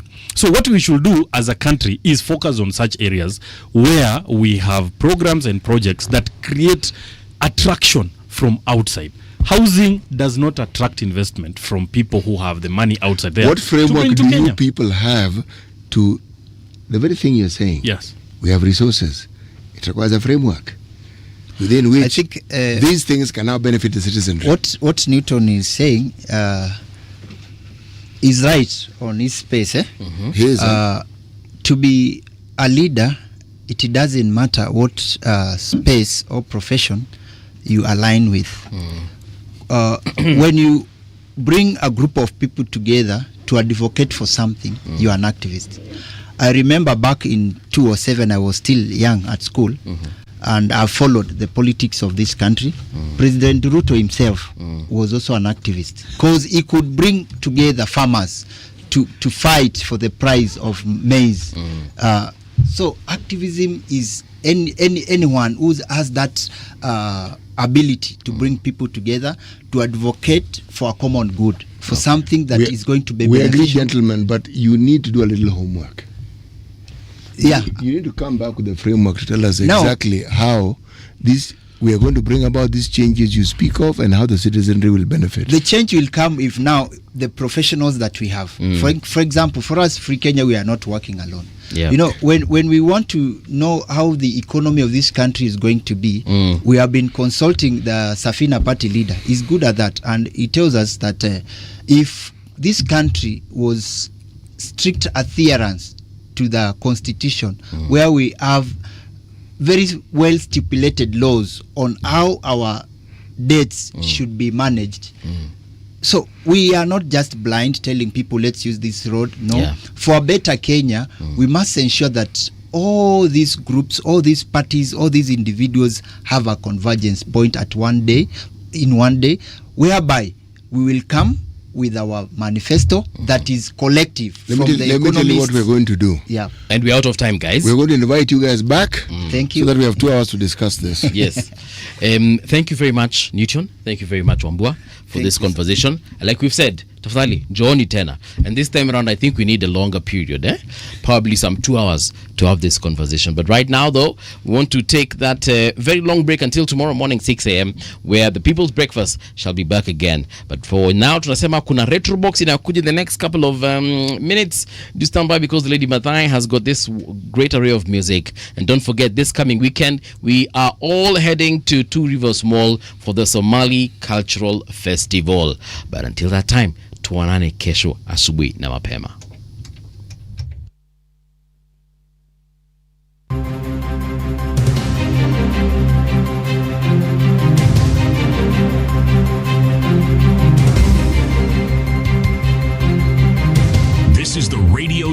Nation News. Good morning, I'm Winnie Maganga. Police have arrested a suspected drug trafficker at JKIA after she was allegedly found in possession of cocaine valued at more than 3.6 million Kenya shillings. According to the anti-narcotics unit, the 34-year-old suspect, identified as Muli Ayan Ndunge, was intercepted on arrival from Addis Ababa, Ethiopia. Following intelligence reports, she was placed under observation at the ANU offices, where officers say she expelled 28 pellets of cocaine. An X-ray scan later confirmed she had no more drugs concealed in her body. The suspect is being held in custody as investigators finalize preparations to charge her in court. The Ethics and Anti-Corruption Commission has reported that only a small fraction of corruption investigations submitted to the Director of Public Prosecutions have been cleared to go to court. This leaves the majority unresolved and highlighting ongoing obstacles in tackling graft involving public funds. Between July 1st and September 30th, the EACC completed 58 corruption investigations and forwarded them to the DPP. However, only 12 files received approval for prosecution, while others were returned for further inquiry, recommended for closure, or remain pending direction. A U.S. judge has dismissed criminal charges against former FBI Director James Comey and New York Attorney General Letitia James, ruling that the prosecutor who brought the charges was unlawfully appointed. Judge Cameron Corey said that Lindsey Halligan, who was handpicked by Trump to begin the charges against two of his political adversaries, were never eligible to assume the post. Both Comey and James have maintained their innocence and described the prosecutions as political in nature. Here's James Comey.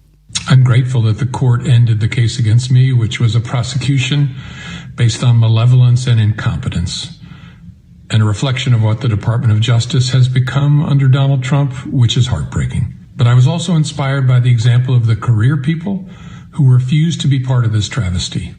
It cost some of them their jobs, which is painful, but it preserved their integrity, which is beyond price. And I know they will serve again. The United Nations warned Monday that human rights work globally is fighting for its survival as funding wars and rollbacks of accountability laws limit the ability to address widespread abuses. UN Rights Chief Volker Turk said his office, which is among a slew of international organizations hit by a global funding crisis, was on its knees. The UN as a whole is considering reforms, including a 15% cut across its 20